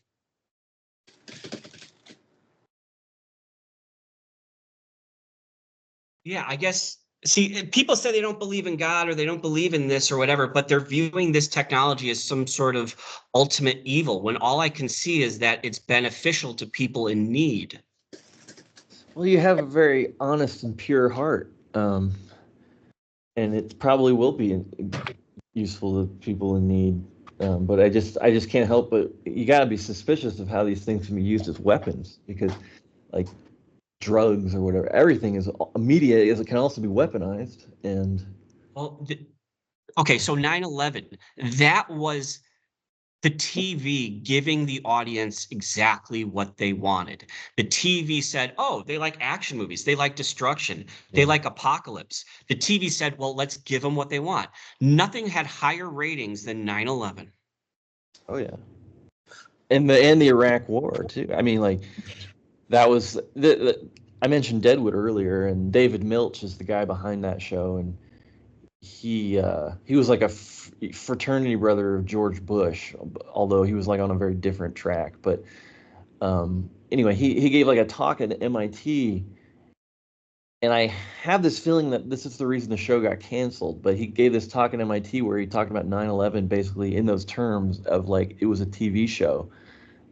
And the Iraq War in response was like a 7-week TV show of giving the audience like a resolution to the plot, to the cliffhanger that was 9/11. It's like we 100%. had the response, then we get the response, and like, and then once it was over, people were done. They don't want to hear that. They don't want to watch that show anymore. It's like, but 10 years later, they're still going on. So anyway, yeah, it absolutely media created. Back in the day, a presidential candidate running for office that gets shot on live TV would have dominated for a lot longer than 3 days. Oh man, Like, that's less than 3 weeks ago, and we've forgotten I know that man should be dead, whether you it's like almost him like or it didn't not. even happen. But it's almost like it didn't even happen. I mean, It's almost because like it didn't even happen. I mean, Maybe it didn't. I don't think it did. But I'm in this unenviable place because, you know, I think most media things like this are fake. Like I'm always the guy that's saying, "Oh, it's fake," and people get pissed off at me. But now it's like, and usually it was the conservatives would be on my side, but now it's like I say the Trump thing is fake, and it's like, oh, all the conservatives think it's real, and all leftist people think it's fake or agree with me. So it's like I can't win, but it's flipped. Yeah, a great inversion. But it just seems so clearly fake to me. But that doesn't even matter. It doesn't matter if it was fake or not. It should, because everything, like I say, everything is fake already. That's why Trump is so good, because he's like a master of the con man thing, of like the stage. He's dictating reality. Seems to be like, yeah. Well, what's the seventh that's why seal? people like. I mean, I got kind of in a thing where I was just sort of like, I had a routine I would do around home. Like I waste all my best material on my wife and child.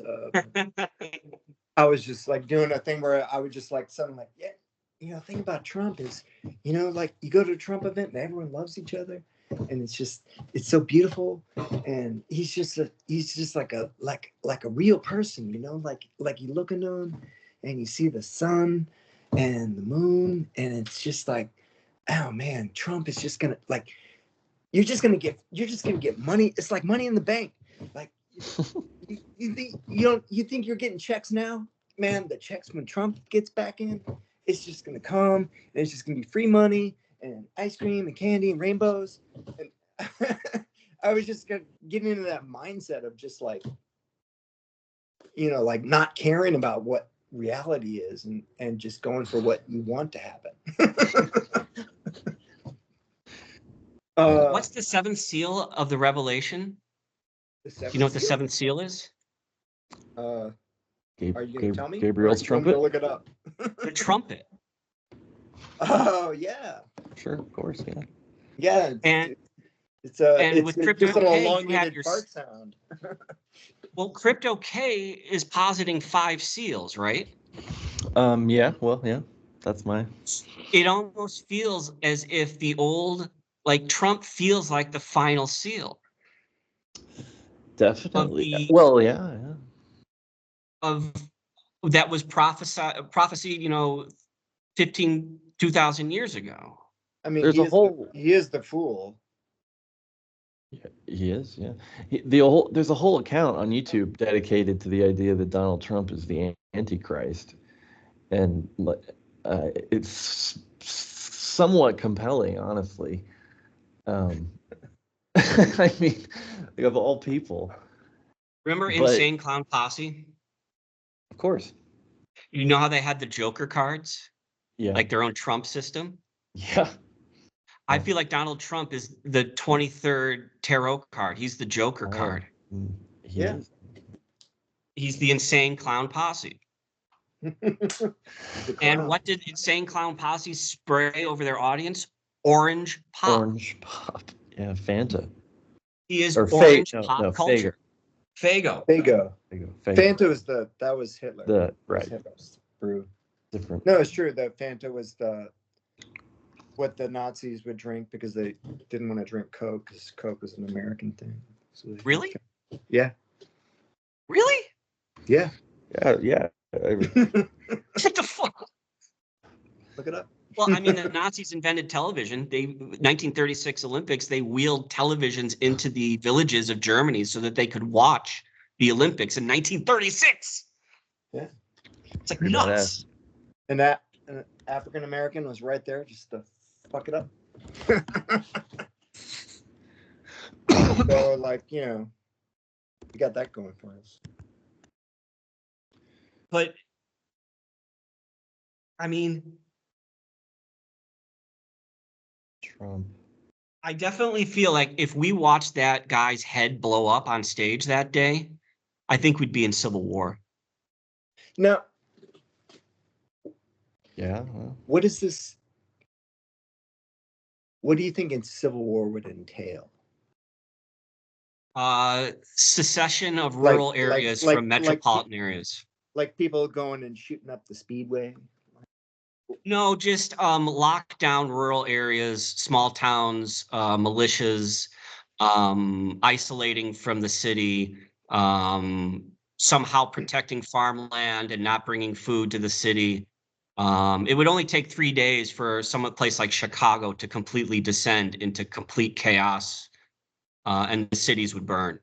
LA, Chicago, New York, Baltimore, those centers would just You're completely counting collapse. on the truck drivers, like Yeah, the yeah. not doing Everything is food for the moon, not doing their right? job. It would seem to be counter to inertia, like a counter to like the concept of everything.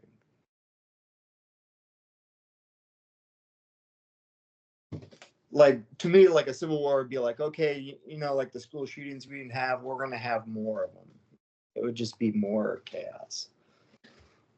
Yeah, I mean, you'd have more business owners like in the Rodney King riots, just patrolling their businesses with AR, 45s.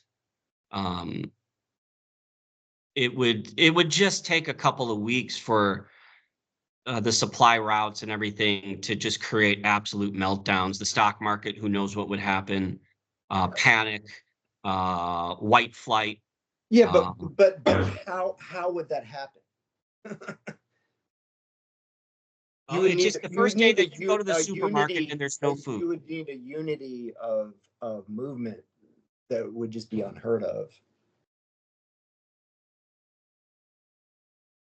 I just think the first time you go to the supermarket and it's empty, that's when it starts. Well, I've already gone to the supermarket and it was empty.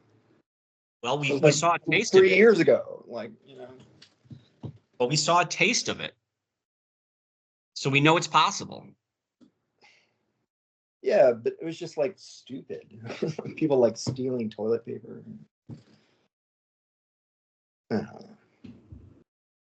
TP.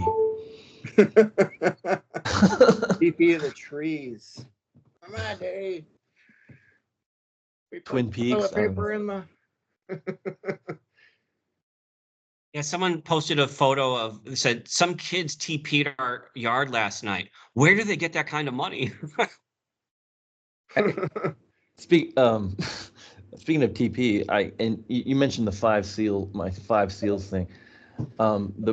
The place where how I was inspired to call the 5 numbers the 5 seals is in one of the Gnostic texts from Nag Hammadi, and it's called trimorphic protonoia.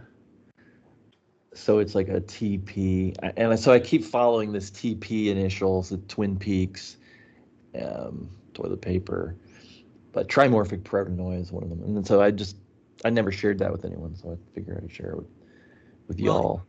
If 2001 was the fall of the Twin Towers, what we're watching right now with the two political parties is the fall of the Twin Powers, right? We all know that the Republican Party and the Democratic Party that we saw in the 80s and 90s no longer exist in either front. Sure, no. And, Philip K. Dick wrote about the Uniparty in 1963.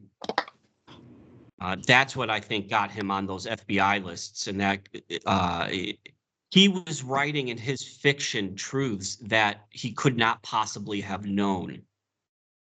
And this has existed for a while. Yeah, well, I mean, that's the whole idea.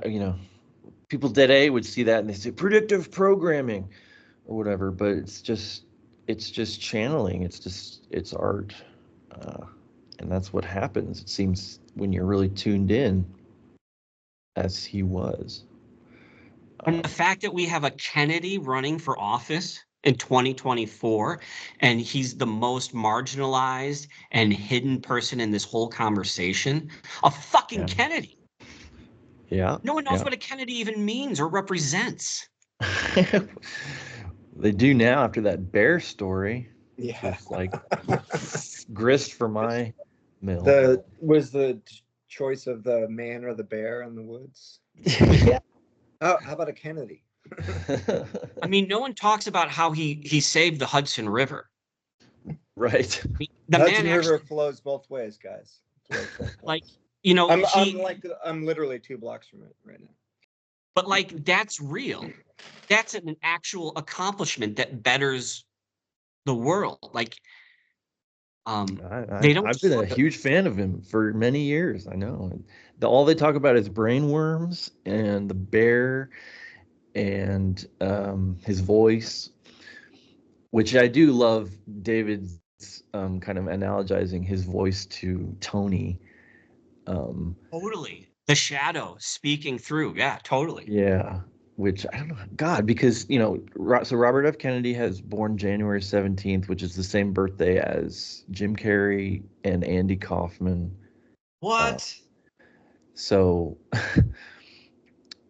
yeah, so Andy Kaufman has an alter ego named Tony who speaks in the gravelly voice.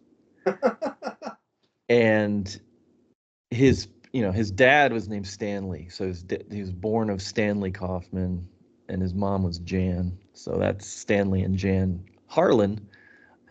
I always look for that Stan and Jan pairing to crop up in unusual places. What about Mark Antony? Um, Like he came not to praise Caesar, came to bury Caesar, not to praise him. He was like Julius Caesar's best friend. right, yeah. Um, And he hooks up with Cleopatra. Oh, we were watching. I had mentioned this on Rome. the thread, but we were watching the Elizabeth Taylor Cleopatra version. Oh, right. We couldn't take it anymore. But like I was like, well, I was kind of like cooking dinner. I was like, just let me know when she makes her grand entrance. I was expecting some kind of Cecil B. DeMille kind of like, like here she comes, the goddess, like on her like rolling throne or whatever, and she ends up getting dumped onto the floor like in a rolled up carpet. Wow. It's like super awkward. And she like doesn't, like she doesn't look good at all. She's like on the, like rolled up carpet. Of course, that's a very, as we were talking about, is a repeated motif in The Shining. Yeah. The rolled up carpet. Yeah, you're saying that Sean Fellow was on about the shoulder. Yes, definitely.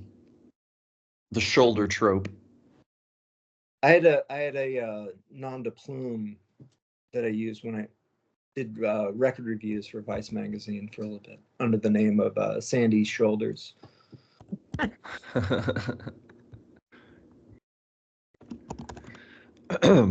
Like Sandy Koufax. I was fascinated with like perfectly androgynous names, and Sandy is one of them. Oh, Sandy. And it was based on a coworker I had who had the name Lee Shoulders, and so I just took her last name.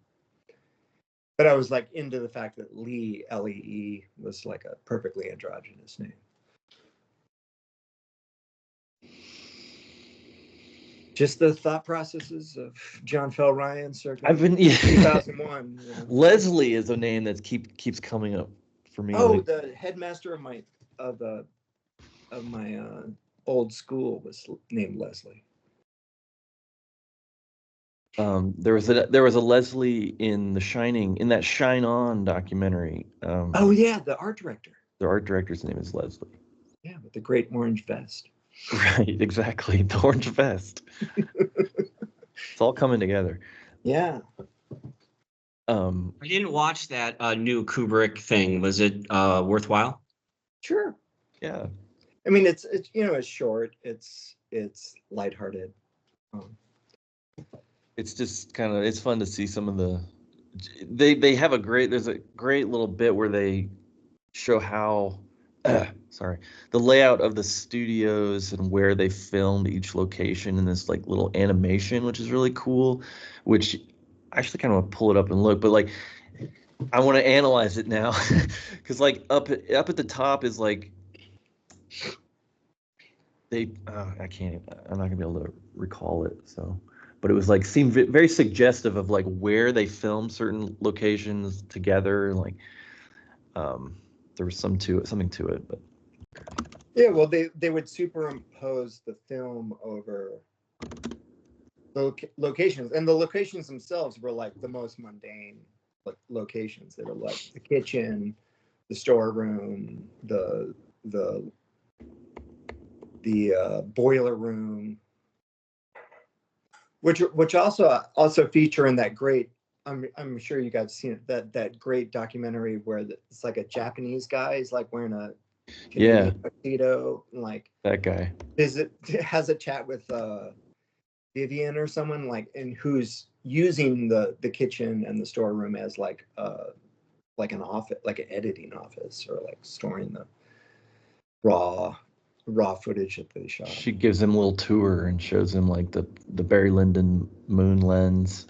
Yeah, and then she calls up her dad and gets him on the phone, and he says, like, he explains what the ending of 2001 means. Yeah. Which he was there, like he was in the other room, like he just didn't want to be on camera, so Oh, really? they're just like talking to him on the phone in the other room. Yeah. He also explains The Shining. He gives a lot of stuff away. That's such like one of the most revealing like interviews. That guy asked him, he's like, he asked him point blank, do you have psychic powers? He's like, no, I wish I did sometimes, but it's really funny. Yeah, that's one of my favorite qualities of documentaries. If you can't believe that it's real, then it's a real documentary. Like, there was a feeling I got with, I don't know if you've seen it, Paradise Lost, the West Memphis three murderers. It's a documentary about these three kids who got kind of like framed for some child murder. Satanic Panic, kind of. I know of it. Yeah, I know the whole. But it's a documentary where you're just like, you just can't believe this is actually like real life and not some sort of. Oh yeah, I had the same thing experience with Making a Murderer on Netflix. Did you see that? I went to school with one of those gals. Which gals? Moira Demos. Wait, I'm not sure what Making a Murderer. Yeah. How are they related to that? She made the documentary. Oh, the director. Oh yeah. Wow, it's crazy. It's an incredible documentary. I mean, that's an incredible story. And yeah, I watch it and I'm like, is this fucking like, is this real? Is this a put on? Are these all lifetime actors? Like this? Yeah, how does this exist? It's like a weird portal into a horrible, weird world of Wisconsin. But yeah. Oh yeah. So I did pull up. Elites. I pulled up that documentary and found what I wanted to. They go over this bird's eye view of the Borehamwood Studios, showing you each spot where each scenes were filmed, and at the very top of the lot, almost like at the top of the pyramid, they have the bloody elevator scene, which is filmed right next to the Durkin's garage exterior. And so I've always had this like weird feeling like the character of Durkin is like extremely important to The Shining in some mysterious way. And so the fact that he his exterior is right up there with the bloody elevator being like, it's probably just total coincidence, but it seems significant to me that like I remember having a really deep back and forth with Mark LeClaire about Durkin back in really 2009 or whenever we were.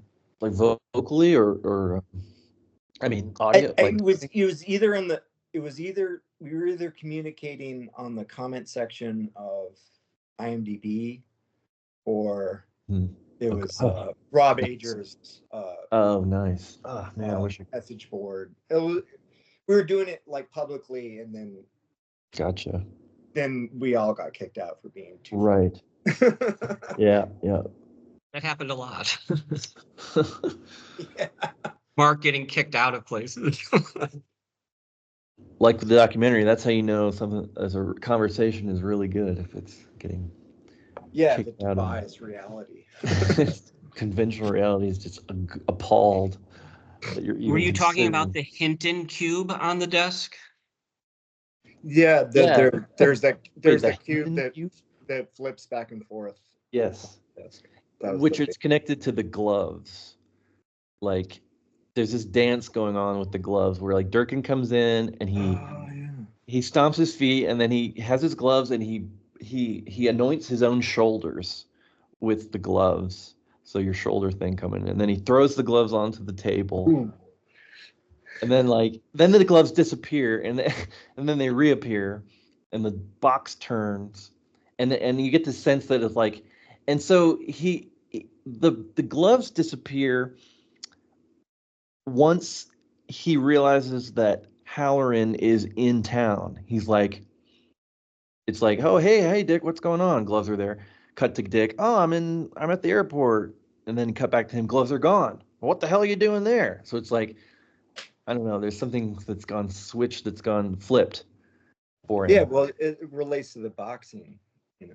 Exactly, because that's Tony Burton, who is a former boxer and chess he's player. in Rocky. He's in Rocky. He's in every Rocky.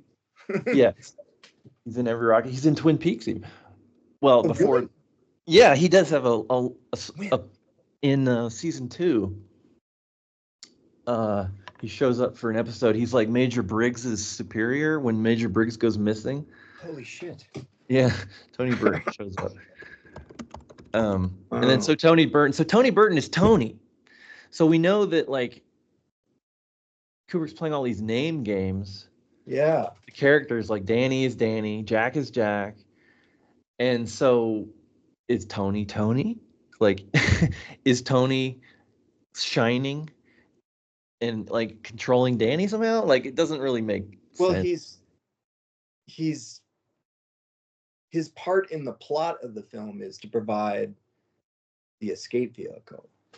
Right. Which is the whole reason that Halloran goes up there is just to give them just to replace the snowcat. Right. Yeah. I mean, like if Danny can see the future, then Danny knows that Halloran's trip is, a suicidal mission. Yes. It's it's like so thinly veiled, but it's mysterious beyond all. Yeah. I mean, back when I was writing, I was back in the Kubrick zone for 2022. Until I had to pull a Mark LeClaire and pull everything off the internet because things just got like literally too hot for me. Can you explain that a little bit more? I can't go into details. No worries.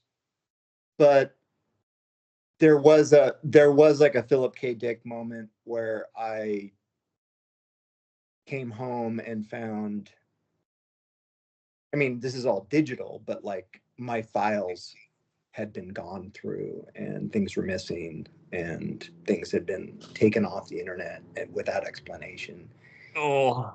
Which is followed by a few days later, like a physical letter in the mail from a corporate entity, to which I could not respond by anything other than concealment, erasure, and retreat.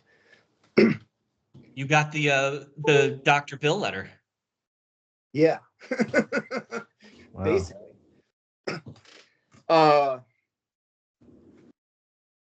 But at the time I was creating this, like I had to like learn how to edit so I could make this the only way to do it was through film.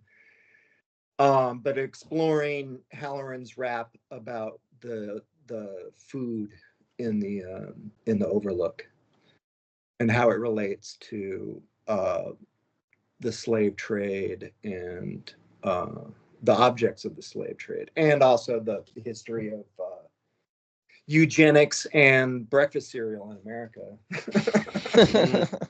Super I mean, fun. like he does this whole list. He lists like the whole history of Kellogg and like how this Special K. Yeah, Special K and fucking like he had sterilized hundreds of black people, in an effort to wipe out the black race. Yeah, it's dark as shit. Yeah, and so we get cornflakes. But there's also like the main objects in the slave trade were human beings from Africa, sugar cane from the Caribbean, which was then turned into black molasses, and the black molasses was turned into rum, which was then used to buy humans. Get the fuck out of here. So like the triangle of the slave trade is Africa, slaves from Africa taken to the Caribbean, where they harvested sugar and into molasses, which they would then take to New England and then turn into rum, which would then go back to Africa, and the cycle would continue. So instead of blood diamonds, it's red rum. Yeah. And there were three colors of molasses. There's white, red, and black. And it's like a process of, literal alchemical process of reducing it to its fundamental Singularity to a certain extent. He mentions black molasses in his litany of what they, Oh, he does. Yeah. And it's right before, it's almost like obscured by the tone that comes in to represent the shining. Hey, do you guys have any particular like memory or anything of Mark's stuff that you want me to look up? Or because I have all this stuff on my computer here, if there's anything you want me to like pull up and read, or I don't know what if if there's anything like you can remember that you haven't seen in a while, or if not, that's cool too. I'm just putting it out there. I just wish I wish we had our conversations that were on Rob Eger's website. I mean, that is a bummer. For me, it was less. I mean, his writing was incredible, but it was also like him as a communicating person, social guy. Like absolutely. That's where all like his humor came into play, and like for sure. Well, think about someone like Mark LeClaire. We would not know Mark LeClaire without the internet. Right. No. We wouldn't know any of you. We wouldn't know any of us. Maybe. I mean, like there's still the writing aspect, and the like if there wasn't the internet, there would be like a fanzine. There would still be letter columns and magazines and stuff, like all the sort of marginal communication areas that we like found each other.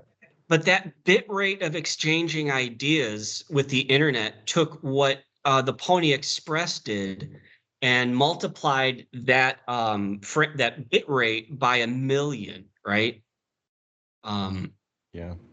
That's what made that time so special, is that highway opened up and connections were made, sustained, and developed as if we were all in the same room talking to a certain extent. Because you could post, like, it's one thing to have someone post something in the Playboy letters section, and then you get your letter posted and you start to piece together this thing. The reason why Robert Anton Wilson and Shea were able to write Illuminatus is that they were receiving letters and messages from all across the world into the Playboy forum.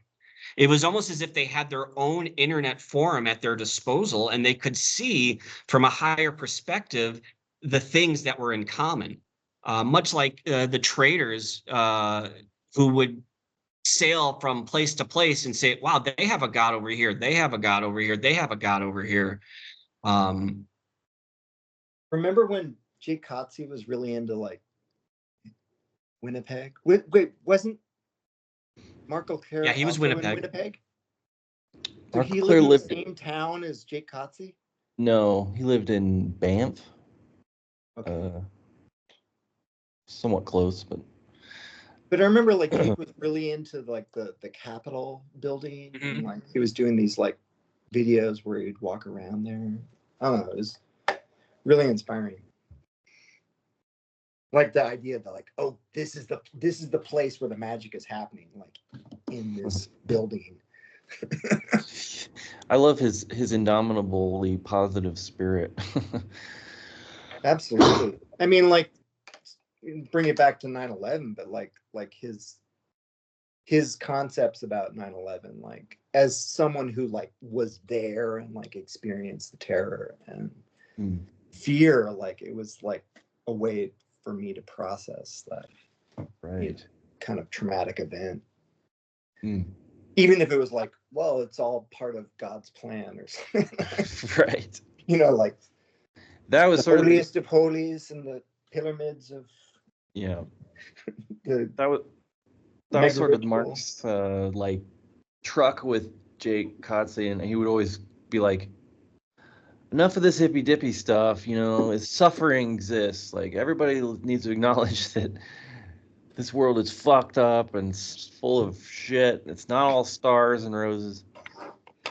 But that pendulum swings back and forth, and his voice was needed at the time. And I think both of their voices were needed at the time. For sure, absolutely. Still needed at this time. I mean, Jake's still going. I mean, his latest stuff is great.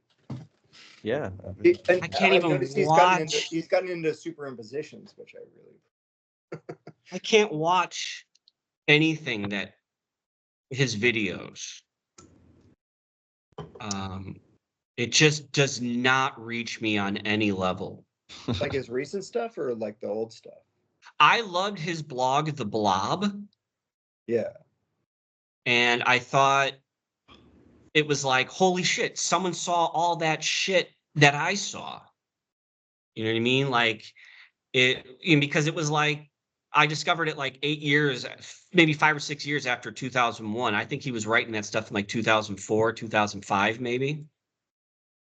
But I really enjoyed that. But where he took that exposition of 9/11 and the whole drawing in all the occult numbers and the synchronicities and everything, when he would make his movies with his edits, it was pop sync. Yeah, but I like that stuff too. I mean, I like the like where we just have like, you know, an edit of like a supercut of Jennifer Connelly breaking glass to Donovan songs and stuff. I called his form of sync tits. It's that he flashes you something that's very enjoyable, but then the shirt's closed and that's it. It doesn't really. I liked it when we would get into like he would get into actress worship, which I kind of like got into in the 90s. Still get into. Like when he like even just titling like one of his greatest works was like Tribute to Robin Tunney 2. Like it almost had no relation to Tribute to Robin Tunney 1. You know, 8,000 hours of ayahuasca will get you. Yeah. Yeah, I don't know. I've never done it. I did salvia though. That was like the last. Oh no. That was like the last. That was like, to me, that was like the end of psychedelia. I feel like salvia was a psyop to kill people's interest in psychedelia. It's like, I got it off the internet. Like it was yeah, definitely it's legal. It's legal, but not recommended. Uh, Yeah, it was a thing where like, okay, I don't need to dabble in this shit anymore. I'm just gonna like walk away from the whole project. Salvia to me is like The Room and Stalker. Yeah. Yeah. That you asked for this. Funny you mentioned that, because like I was watching Stalker a lot at the time, and like that kind of wet stone room was like definitely a part of the experience. Like a cell, like an old fashioned prison. Yeah, that I just watched Stalker on acid for the first time, because I've watched it so many times in my life, right? And I've actually never watched 2001 on psychedelics. So it's interesting. I did a while ago, but I was watching. We had 2001 in one room, and we had Tron in another room, and I would go back and forth and watch both at the same time. Watching Stalker on acid was almost hard to process, because I finally saw that Stalker and Barry Lyndon kind of share the same cinematic space, whereas in Lyndon, every frame is like an oil painting. Yeah. Stalker, I mean, it's just, I don't even know. It was one of those psychedelic moments where you can't even move, because you can't even, it's like you're seeing artwork on a level that you never thought possible. Like it was right in front of you the whole time. And then now you're like, you've always sensed it and you've always had flashes of it, but now it's just in all its radiance, all the imagery, all the symbolism embedded in nature that he captured, you know? Yeah. It's so beyond. Like, it's nuts. And the concept of the zone, I mean, it's like so real. Like to me, like Stalker is like, it's way too close to like what my actual dreams are like. You know, just that kind of architecture, that sort of relationship between architecture and nature, and the concept of a group of explorers is like in my dreams every night. So Well, what I felt like was, you know, I've always known that this is a trip guide taking two dudes on a trip. It's a psychedelic trip. And they while they come up, you know, it's the train, they're cranking the train, and then finally the drug comes up, and then they're into the color, right? Wizard of Oz. But I remember them saying it's a visual feast. And I remember the first time I watched it, I was like, did I get the wrong copy? I thought it was going to be like brilliant and magnificent. And it's just this flat drab. But then when you take the psychedelics, now you're seeing what these people are seeing. So when he's throwing that thing, you see he's actually navigating pathways that are the only pathways that they can move forward through. Yeah. Because everything around them is exploding and roaring like a psychedelic vision. It was meant to be seen on psychedelics, just as 2001 evolved to be seen on psychedelics. It's just colossal. Yeah. There's a word that Kubrick never did it, right? He never did it. I don't believe that. Yeah, no, I don't believe half the things that come out of the actual Kubrick camp. Yeah. I kind of don't believe. I mean, I believe that because, well, there's a story that in the book about 2001 where Kubrick and Polanski were friends, and they were all having dinner at their house, and Polanski was like asking Kubrick or telling Kubrick, or you should try it, you should try LSD, but Kubrick wouldn't do it because he was afraid it would like steal his creativity or something along those lines, something like that. Like Lynch and psychoanalysis. Right. I mean, it feels like his movies feel sort of, they don't feel psychedelic in the way that a Tarkovsky do, fluidly psychedelic, as some things do. So. Well, I think he got dosed. Psychedelia is there whether the drug Exactly is there or not. It's like a true. It's a state of mind, and True, for sure. It's all When I read it's all in the mind. in that one book, The Making of 2001. In The Making of 2001, there's all these notes on the development, obviously Making of 2001, but there's this one section where they talk about how the astronauts would use psilocybin mushrooms to get used to the dissolution of the boundaries of time while they traveled in space. That it was a training tool for them to be able to exist in the Jupiter mission. And obviously they don't make that explicit in the film, but I think he had to have known, whether it was by choice or not. Even if he just tripped once, I think he got he understood it. It's just like McLuhan. McLuhan never came out and said he did LSD, but then I found out, and Snore found out that he definitely did.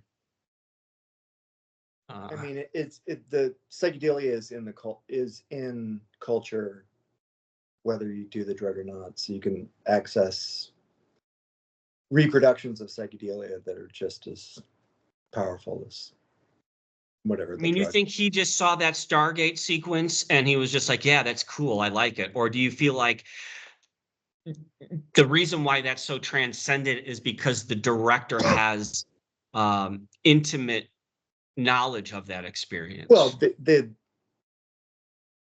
director and his filmmaking cohorts had intimate knowledge of everybody working for him, experimental film that had come before. I forgot his name, but there's one guy who makes gyroscope kind of animations. Stan Brakhage or something? No, God.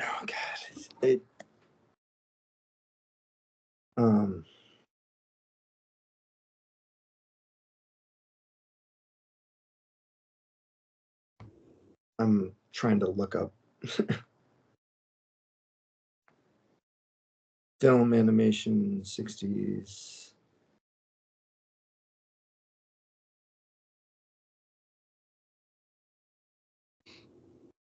I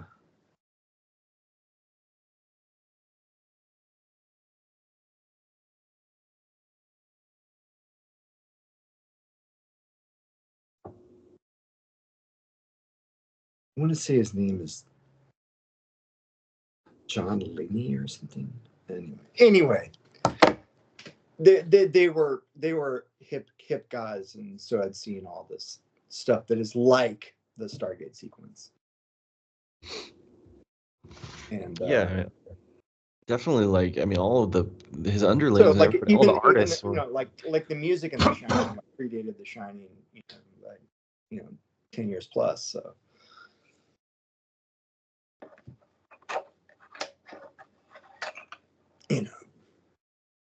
Penderecki and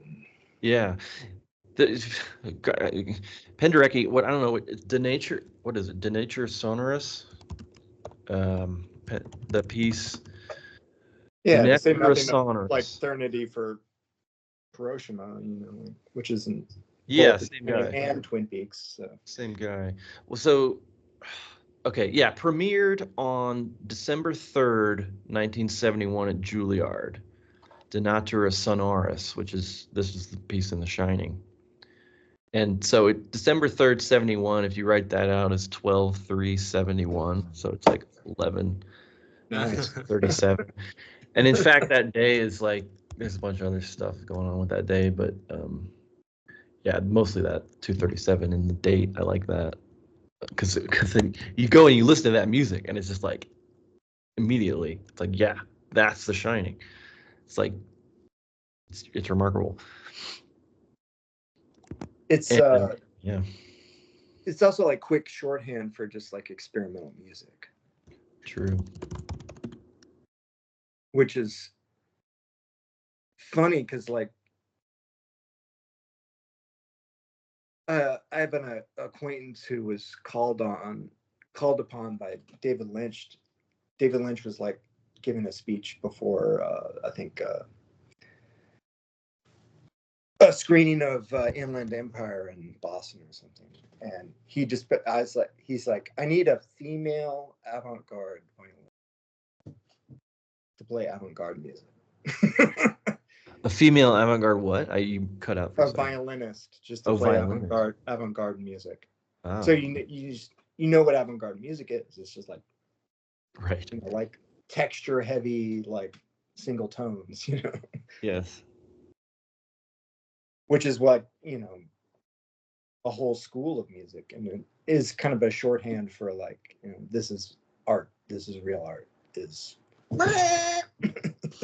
It's that scene in Twin Peaks of him like whistling, you know, he's like yeah. in front of the poster of the poster Trinity explosion. Which if you sync that with episode 8, it's like perfectly synced that like he's with the same sound. Right at the explosion. Well, it's at the same sound. Yeah, it's the Penderecki music. It's like it's remarkable.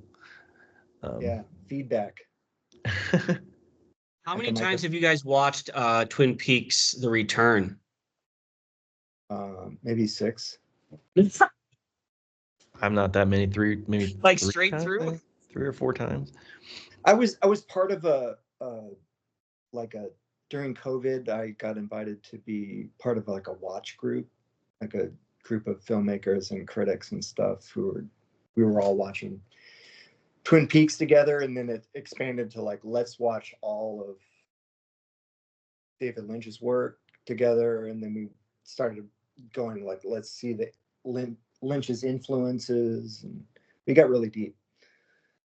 It's cool. There are 18 episodes of Twin Peaks: The Return. Yeah. There are 18 episodes in Joyce's Ulysses. Yeah. The kid, accidentally. Dougie's kid, is named Sonny Jim, which is Joyce's nickname as a kid. Oh, really? Yeah. Like Sonny's spelled with an O? With a U. Sonny Jim. Yeah, because in Twin Peaks it's an O. Maybe it's Sonny. Maybe it's O. I don't know if I just heard it from an audiobook, so I didn't see the spelling. What was it? Sonny Jim was like a advertising. It was like a brand of peanut butter, right? I'm sure it was a very common nickname in Ireland, because there's a lot of Jameses. I use it to describe when I say, oh, there's that Sonny Jim guy. Like it's a description of a kind of youth, like a certain kind of haircut. Did your group pick up on any Joycean themes in Twin Peaks: The Return? I mean, I was the Joycean element. I mean, they just brought me in because I was, you know, like a famous madman. And would tell them about numbers and colors and shit. Yeah. And, you know, like I would be self-conscious, like, am I going off too much? Because like I don't expect anything. Because I was doing like synchromistic type stuff in a group where like there was like no other synchromystics. You know what I'm saying? Yeah, you were bringing the crackle, which is necessary. But like I don't foresee Lynch releasing any major works again. And on the horizon, depends what you mean. I mean, did you check out the promotional cycle for that record he just put out? Dude, the thing where he overdubs with he just reads the subtitles over the movies, I thought was brilliant.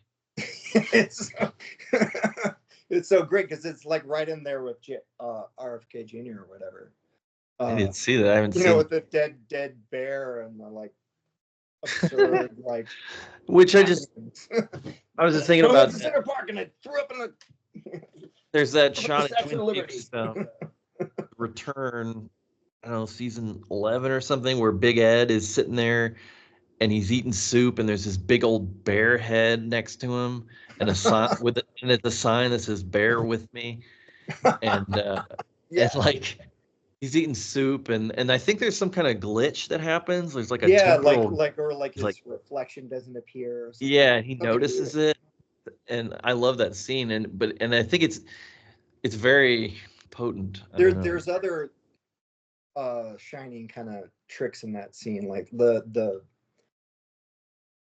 there's like signs that like appear like both ways, like they would have had to have like reversed the setup of the gas pumps.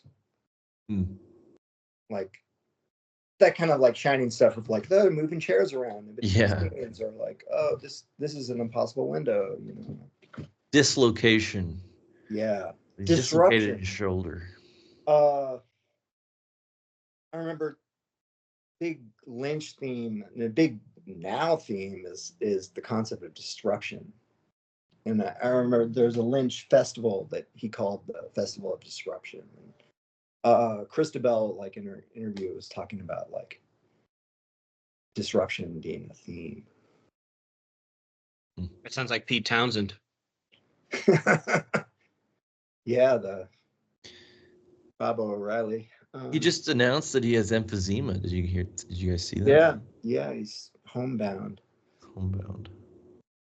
So so I know he's doing his album. But if you releasing kind of like David Lynch's home. I mean, he has 3 houses right next to each other. They're just incredible. Right. And like you have to be trapped somewhere, like compound, like the Hollywood Hills. Or I went to Hollywood recently to see that movie that was the ultimate, that I am in and did the music for. It was the ultimate product of that Twin Peaks watch group. Like it was kind of like run by filmmakers that I liked, and ended up being in their movie. But when I went to Hollywood to check out the premiere, I did a lot of driving around Lynch's neighborhood. I was like, kind of like, by divine right, this should be my neighborhood. I deserve to live here. Like this feels like home to me. Like Is that movie available online? Yeah, it's called it's on my KDK 12 Vimeo channel. It's called Looking for the Lynch Houses, Looking for the Cowboy. No, the one that was premiered in Hollywood. Oh yeah, it's called. Because I saw your videos. It's called Dream Team. It's not out yet. Oh yeah. Because the only major work that's on the horizon that I'm kind of getting spidey senses and the tinglies is Coppola's Megalopolis. Yeah. I was gonna say. They accused him of having kissing somebody. Like young women are sitting on his lap or something. Then the media really seems to want to. I don't know why paint him that way. I mean, maybe he is, but I prefer to think that there's something disruptive about the movie itself that they don't. I don't know. They don't want people to think. But it looks pretty amazing from what I've seen. Yeah. Well, he's got to have something to say. I mean, the motherfucker made Apocalypse Now. I mean, he made The Godfather. It's not like he's, but he had that one moment, I guess, in the premiere at Cannes where there's a part in the movie where someone in the audience stands up and talks to the screen, and the screen responds to the person in the audience. Yeah. Wow. So is he going to try to manifest that organically from someone who sees the movie multiple times? Is it like I am Spartacus, I am Francis Ford Coppola, I am the movie, I am in the movie? Someone Yes. stands up in your Maybe. theater and does that? You guys see Gremlin 2 in the theater? No, there's a part in Gremlins 2 where Yeah. it looks like the film breaks, and like you can hear the sound of like gremlins like running like through the 6-track surround sound system. It sounded like gremlins are running back and forth through the aisles. Like there were gremlins in the projection booth, like going nuts. I mean, it's something you cannot recreate at home, and I think they changed it for the home video release. But like seeing that in the theaters was just like, oh, this is amazing. Never heard that one. Yeah, that totally they become creatures of the media that start consuming the media itself, which is also basically what Twin Peaks is about. If you watch that 4-hour explainer video or whatever, that's like about how the lodge creatures are all like self-aware of their status as existing in TV, and so yeah. It's a brilliant piece of work. Yeah, I like it a lot. I think everybody gave it a lot of crap for its title, but and it's what the actually explained. Yeah, the actually explained part. There's a cringe veneer to it, but the work is so consistent, and his thesis is so well documented that it is very you wish. thorough. But it's like it ushered in a wave of like I would say Sync's lowest points were that part of that. Like sure. The people who came in after the groundwork had been done, and to me it's about texture. Like it's about that guy's voice fucking sucks. Yeah. Like, no matter what he says, like, and the same thing with the ice cream True 237 guy. I'm like, yeah, same. I don't like you because you're biting my shit and you're a fucking nerd.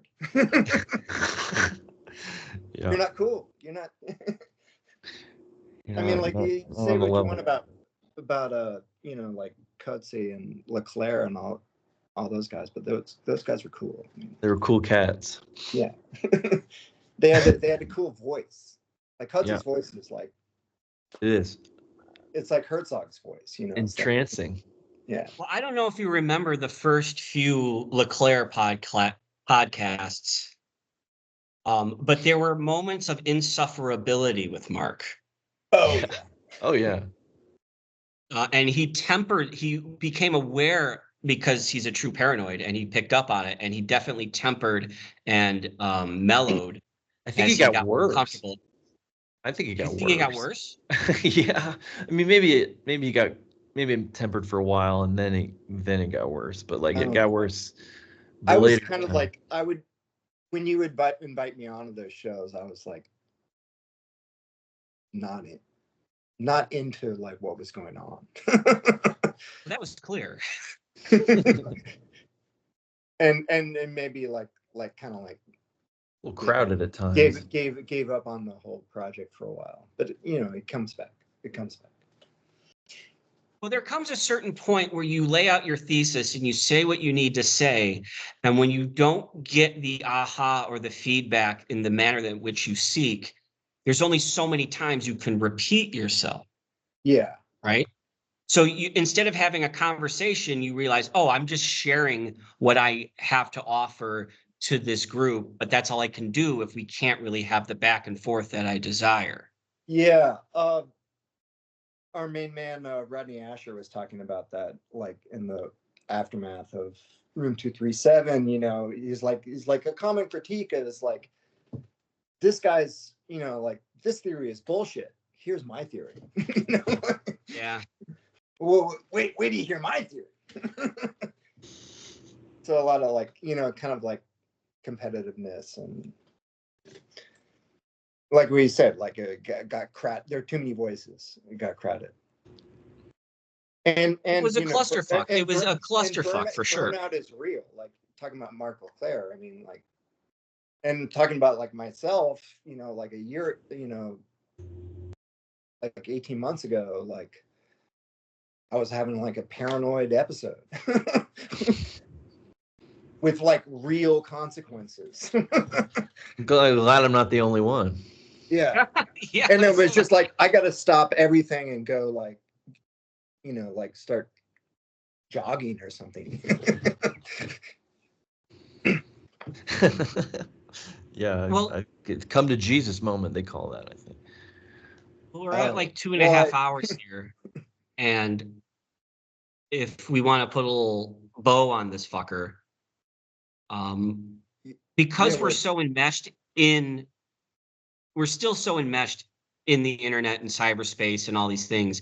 Is there anything out there that you feel carries the torch or is blossoming in the 20? Well, it's hard to say because you never know the age of people, but is there anything new out there that you've seen that you feel is carrying this current, the 237 current?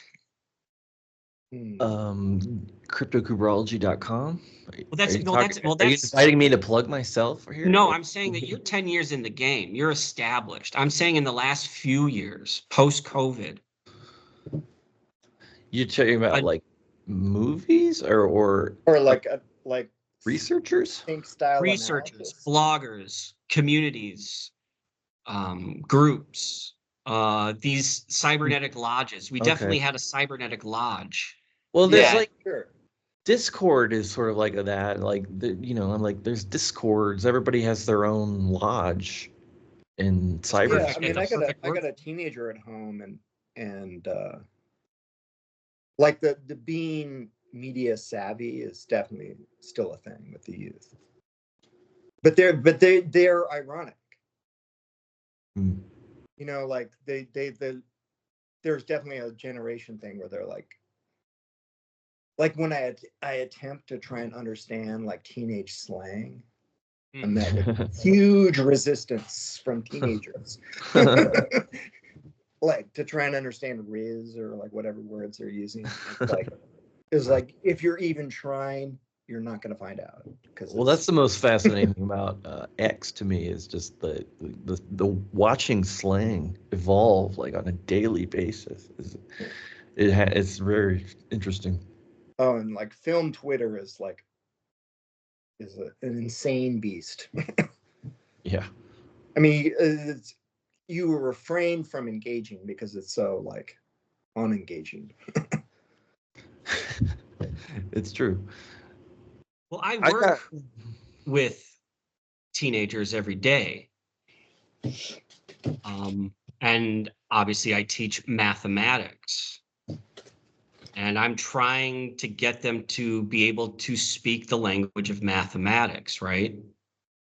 And I realized that the only way to get them engaged is to find a way to fold in the technology.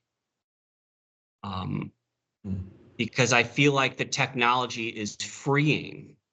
Like, I feel like where pop music became disposable, I feel like technology will be disposable 30 years from now. The Yeah. technology will be like the materials of the classroom that you transcend. So as where our generation hit that critical point in our development, in our adolescence, where you stop watching TV, it no longer provides you the environment with which you want to live, just like your son is not engaging with the environment of the parental units, was seeking new environments. Yeah. And there's Um, definitely a rebellion against the internet, like, and it just a disdain for telephones and stuff. You know, like it's just like, burgeoning. I think theater is going to be the place where the youth find their new environment. yeah, I can definitely see that. Um, Like live in the flesh yeah, type stuff. absolutely. Because if you think about hip hop and rap music is like a newspaper, and it's hyper localized. So like if you listen to St. Louis rap and you live in California, you can like the beats and the flow, but there's actual hyper local information that resonates with people who know St. Louis and know people who live in St. Louis. And so there's that dimension that you just can't possibly know, but the youth who are embedded in it, they see that. Yeah. And I just think the natural extension of the current that rap and hip hop has will find its next level in theater, where these lyricists will start crafting stage plays. They won't be filming videos. They'll actually be reenacting the things that they see on a stage with the musical accompaniment. Yeah. But that's something that you can't get online. And that's something that will be private. And that's something that, yeah. An unfilmable, unrecordable. Yeah. Event. Or what was Lynch's unrealized project, Unrecorded Night? I don't know that. Yeah, he was trying to get another series going, but it didn't work out. But the title was Unrecorded Night. Mm. It's just a great concept. The unrecorded. It seems like kind of like it's anti-always record. Yeah. Yeah, exactly. The flip. Always attend or something like. Yeah. My wife's reading the Shining right now, and she's like talking about like, you know, like what's in the book that's different than the movie, or like what parts in the book are like part of the movie. And she said like, the way she said it, she said like, yeah, there are parts in the places in the hotel where there's the party's always going on. Mm. Where it's always 1921. It's always this one night. But like them being located in specific actual physical places, like that are like have these time loops. But that's that concept of the party, unending party. That's the Cersei episode in Ulysses, where they go to Nighttown and they go to the brothel.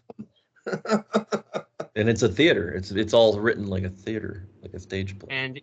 And everything starts to lose its boundaries, and all the voices and things start to merge into this kaleidoscopic psychedelic prose. Yeah. Completely removed from the episodes before it, right? Yeah. It's unrecordable what happens in Nighttown. Because there isn't a singular observer. There's no smartphones in Nighttown. Huh? When I first started going to bars when I turned 21, I would bring a dictaphone with me and record the whole thing, and then play back the night after I got back to my dorm. Did you have like one of those little cassette things? Yeah, it was like a Walkman that could record. Dude, I did not to the full extent. It wasn't a mini cassette, but I did that. Yeah, you know, like whatever commercial size cassette. I have recordings in my phone from bars and places in Chicago where I would get I remember when you were doing that. You would post them up, right? Yeah. Or you would live stream like you just like hanging out. Yeah. I just set up the phone on the bar, put it on live, and just let it go. Yeah. Now I would be the one person that was watching. Yeah. Watching some other guy go to the bar.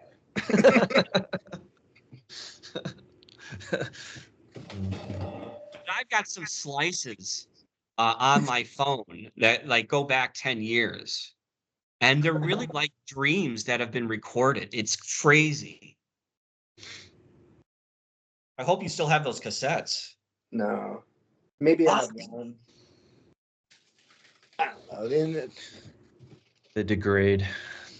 I've got yeah, like I 3 had a really good cassettes I had a from. really good mixtape that I'd made like of like Bo Diddley and shit that I would play while I was walking around. I would not only record but I also like play tapes. You know, this is all a Burroughs thing that he used to do, right? Oh sure. He would go into a cafe, he would record the ambient sound, and then he would go in the next day and he would play the previous day's recording at a slightly subaudible volume. And he said it would instigate chaos amongst the people in the environment. Yeah. It's like holding the mirror up or like Yeah. the presence of a monolith, you know, like the self-awareness. And he was just mirroring what television and radio was already really doing. He was just making it explicit. Is that media was trapping us into Television is time. not a visual medium, it's a oral medium. It's just the sound of people talking. No, it's not. It's not. Television. Okay, you know the difference between television and film, right? Film is projected light on a surface, right? You're Yeah. completely in acoustic space and your eyes are scanning an environment. Television, you cannot look at in daylight, right? I mean, you can look in daylight because it's a beam of light projected into your head. Yeah. And the beam of light of information needs to be reconstructed in your brain to make sense of it. So it takes all of your senses and it implodes them into a single sensory environment. It destroys acoustic space. But you don't have to like pay attention to it. Like it repeats itself enough and it's oral enough that you can have it on in the back. People say that, oh, I have the TV on in the background. Or it's just like people talking about what the weather is, you know.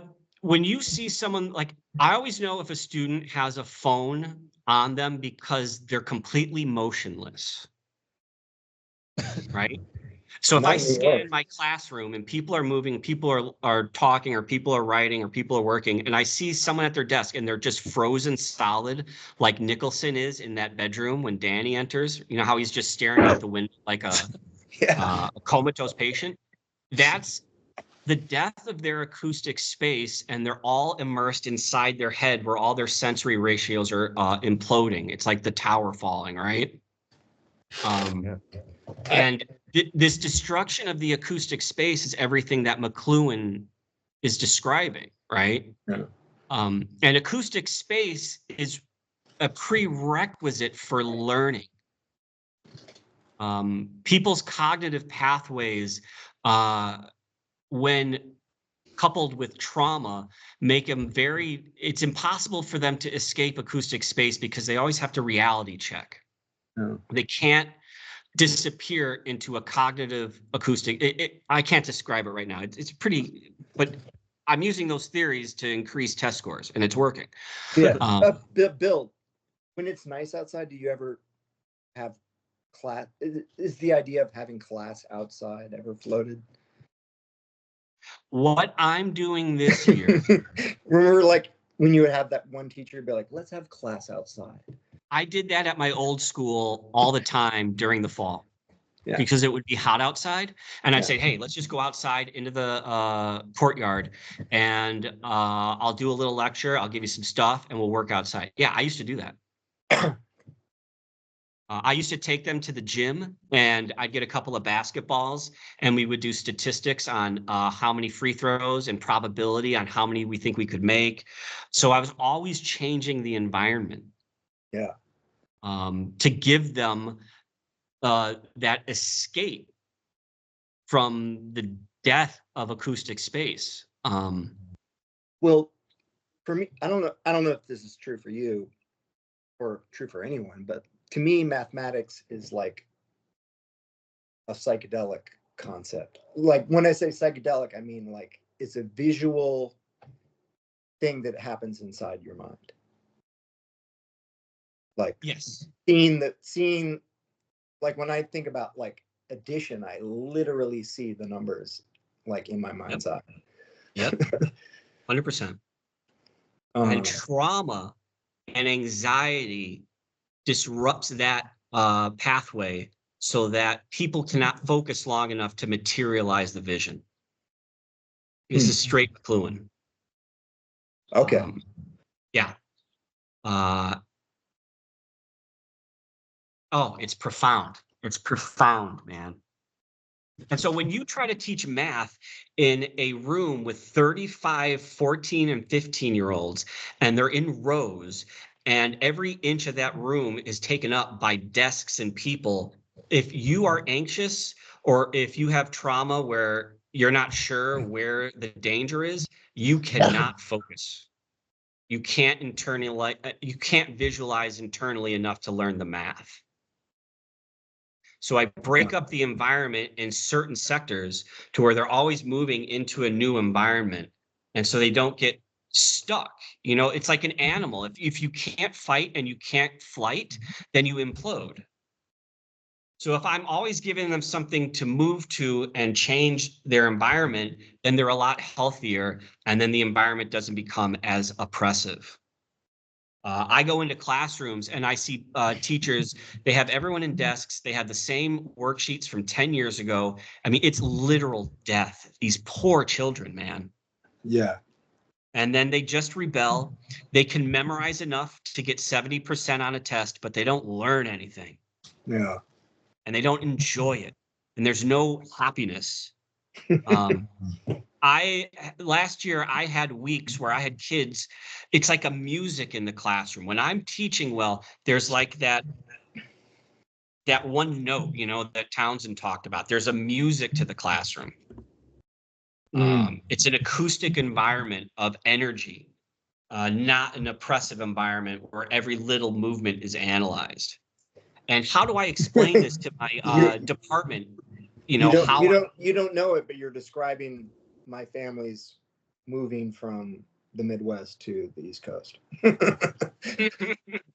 Yeah, okay, I get you. I mean, and maybe describing your movement from the Midwest to the West Coast. Oh, I am a completely different human being after 2 years out here, man. My relationship to time, my relationship to anxiety. I just sit out, like, David's house is amazing. Alex knows. Yeah. But now I've set up basically the backyard to be like a living room. I spend all my time out there whenever I can.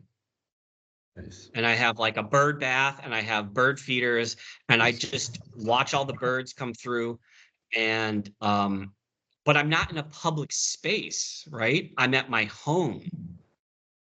And to have that respite in your home is a lot different from going to the zoo or going to the park. Yeah. And I definitely feel like it's restored. It's like a porch concept. Sanctuary, yeah. Urban sanctuary. But to call something natural sanctuary is a bit weird. It's more correct to say that the other environment is a prison. Yeah, well, it's a liminal in between environment. You know, like gardens and backyards and porches. So, are you in the city or outside the city? Me? Yeah, I'm right in the historic district of Poughkeepsie. and is that in what borough is that in? Borough? Like, there's Manhattan, the Bronx. Oh no, I live in Poughkeepsie, which is it's 2 hours north of New York City. So, what would you consider it, country? It's weird. It's like I would say it's somewhere between very urban and the country. It's kind of unique. I would just say it's like it's the Hudson Valley. If you've been around here, you kind of know the deal. I'm very close to Millbrook, which is where Leary had his thing, and you can just see like the environment is very psychedelic. It's like it kind of looks like England, like a lot of trees, a lot of mountains, a lot of water, a lot of bridges, you know. I was looking on the map. I see you're north of Danbury. Yeah. And Danbury comes up to me just because it's in Dumb and Dumber, and the hotel they stay at in Dumb and Dumber, which is filmed at the Stanley. It's the Stanley Hotel, but it's also, but they call it the Danbury Hotel. Okay. Danny. Barry Dan. Barry Dan the Dan. Bear. It's like Bear. Oh, it's too much. it is, isn't it? Oh, it's like Yeah, like I like. There's the home of Morse, the guy who invented Morse code, is around here. It's called Locust Grove. It's a really cool old Gilded Age mansion, and you know, walk in the woods. You think Poughkeepsie's home for good? It's Poughkeepsie. I mean, at least for the next 4 years. Yeah. But I really enjoy it. I like Poughkeepsie's also it's the end of the Hudson line. So you can I can walk a block and get on a train and be in New York City in 2 hours. That's nice. Yeah. Ed Wood was from Poughkeepsie. That makes a lot of sense. There's a big witch community here. But Poughkeepsie's weird. I mean, to me, it feels like, oh, this is the part of the world where H.P. Lovecraft would have been doing his writing. You know, it's got that feel. Isn't that? I mean, Poughkeepsie. What is the Poughkeepsie Capes? What is that? Is that a Poughkeepsie Capes? There's a movie called The Poughkeepsie Tapes. Oh yeah, It's I watched actually a a bit horror of it and I movie. couldn't take it anymore. There was a serial killer here. I see. So, okay. And I think it's a recreation of, like, the serial killer like taped people like and chopped them up and put them in his attic or something. I don't know. Huh. Is Amityville horror in that area? Amityville is on Long Island. Yeah. Okay. So it would be a different flavor. Like here, like you really feel that there are mountains around. So and it's a different weather. Like you feel like autumn goes on forever here. That's the best. Like if you're into like the trees and the colors that they turn, you're in the right. You know, like winter is really winter. Yeah. Spring's really spring. You really feel the like cycle of the seasons. Yeah, you don't get that on the West Coast. Yeah. And like I live across the street from a church that's like was built in 1860. You know. Yeah. Everything feels like old. But you know, like there are gangs that ride road bikes, and you know, people have Honda Civics and you know, like pass you on the right. So it's not like so it's America. Yeah.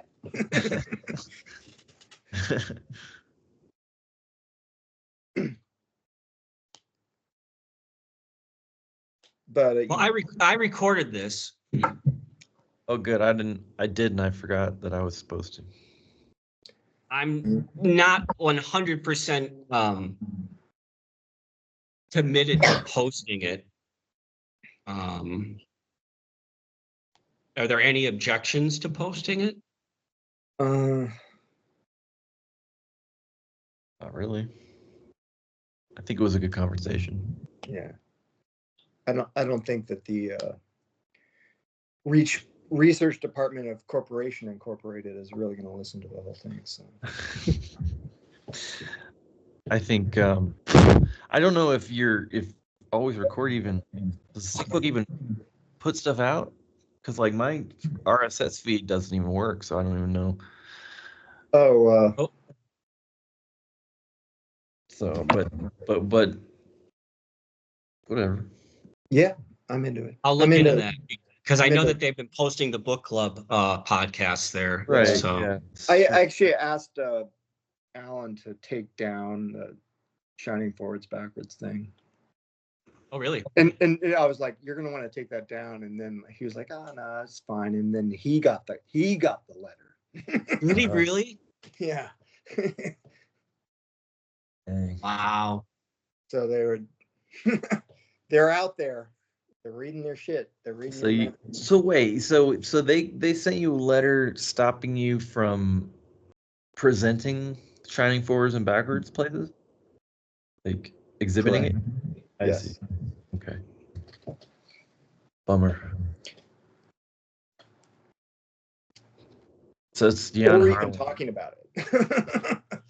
Right, that's weird. Well, I haven't gotten anything yet. They would just search the internet like everyone else. Right, sure. Weird. But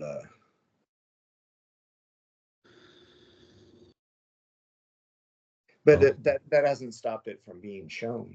Of course not. No. I mean, but it's out of my hands. Right. Were they gonna stop outlaw Final Cut Pro? You can't.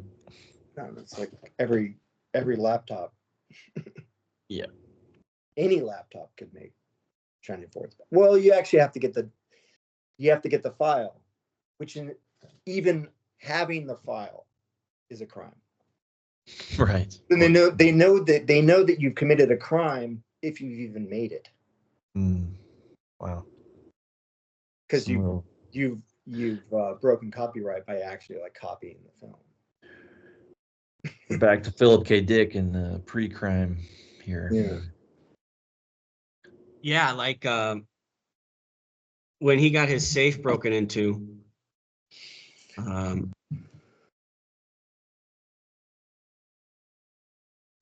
That must have, I see.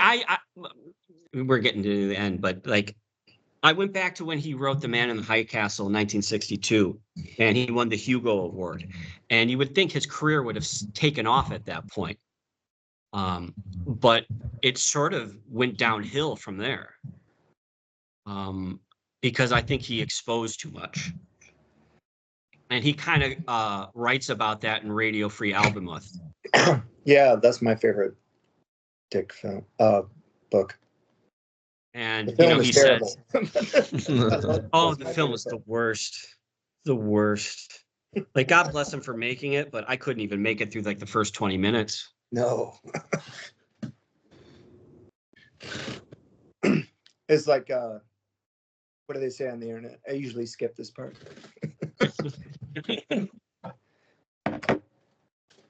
Like the whole thing felt like a porno without a porno.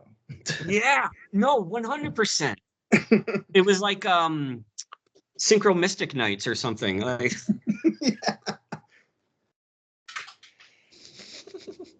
I mean, it's kind of like perfect that it ended up that way, because like that was like where he was like, yeah, God's trying to speak to me through the trash. Yeah. And like bits of chewing gum I find on the street, So like there would be this like crappy movie that was like you would just see on Netflix or some like low form of transmission. Yeah. Well, it's always a good litmus test when someone says that that's one of their favorite movies. You're just like, okay. You're not into movies, you're into something else. Yeah. But on the same level, like science fiction was like seen as, that low. For me, it was like, I think when I was watching the Baby Geniuses movies very seriously, like that I realized like the same kind of experience, particularly the first Baby Geniuses actually came out like 1 or 2 days after Kubrick died, like just right there that weekend, the same weekend Kubrick died. And they're directed by the guys that directed A Christmas Story. Really? Okay. Bob Clark? Yeah, Bob Clark. Yeah, Black Christmas. Would later on go, yeah, Black Christmas. He would go on. He would die in a car crash later on. But yeah, Super Babies 2 is the sequel. So it's like, and I was like finding this stuff early on in Crypto K, and I was like point by point, like frame by frame analysis of this movie about talking babies. I was just, what am I doing? But it was like, felt like I was reading scripture. Like I was literally, it was Valis, it was coming through. So, yeah, that's my point. God is in the Another Midwestern escapee, Gene Shepard, the guy who wrote the book that Christmas Story yeah. is based on. Right. That book, In God We Trust, All Others Pay Cash. There's a great intro, which I wish was in the film, but like he's the author, Gene Shepard, was a kind of invented talk radio act. He had a call-in talk show on in New York, and so the preface of A Christmas Story is he's coming back to visit his hometown in Indiana, and he's getting a cab from the airport or whatever, or train station, and the cab driver's like is doing a very typical Midwestern thing of like, I don't know how you could live there in New York. It's got to be hell on earth. And he's like driving through like industrial fucking Gary, Indiana, like. And the Gene Shepard is describing the background as like this hellish, industrial wasteland. And here's this guy like talking about, like ultra cosmopolitan city like New York as being some sort of like hell. I just looked up Gene Shepard and the Wikipedia. I get his birthday, July 26, 1921. That's that's Kubrick's birthday for one thing, July 26th. July, but 1921, it's the same month as The Shining, July 4th, 1921. So Gene Shepard was born that month, the month after the month of the party. Wow. The month of the party. The party that's always going on. Yep. And I've been to that party. Christmas. Cool. It's like you see all those people you haven't seen in a while. I get a lot of my watching recommendations from like looking at algorithm suggestions from Facebook, and I was caught by this still from an episode of The Twilight Zone called God, what's it called? Midnight Sun or something like that.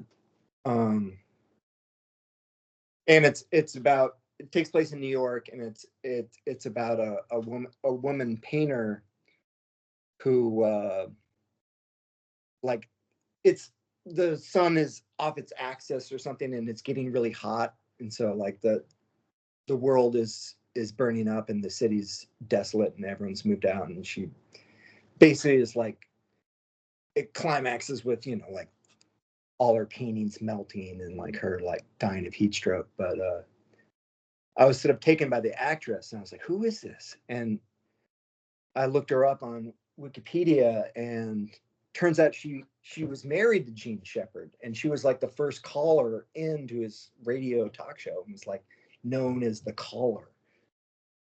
She would like call his radio show like all the time. And, Midnight Sun. So Lois Nettleton, I just saw her. Yeah. The caller. That's sort of the caller, because Kubrick, like we were talking about the interview that he does where he was on the phone. Yeah, it was like that was his natural environment. That was his internet, was the phone. Like people had stories of like the 3 a.m. call, the 3 a.m. call from Stanley. Yeah. What do you think about acorns? Or whatever he was on that day. I just have this feeling of like, or I don't know if a feeling or like an idea for a script or something, but like, what would have a great idea would be getting a call from Stanley after he's dead, like you're still getting calls like from him. Like I think that would be like on an outdated technology. Exactly. The telephone, the landlines. It has to be a landline. Yeah, he's like Bob or whatever. Like, well, I'm sure you could develop with voice AI and some algorithms, a AI Kubrick that could randomly call your friends with little snippets. Oh God, yes, this is your Stanley Kubrick call of the day. Yeah. I'm lucky enough that I have friends that actually have New York accents.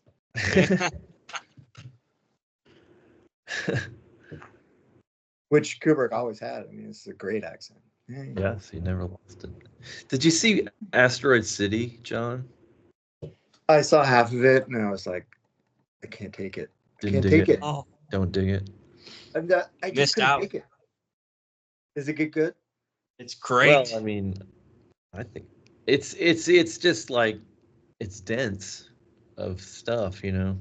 If you can't take the aesthetic, I understand, but there's all this stuff in there. I don't know what to say about it, but Yeah, it's definitely a statement.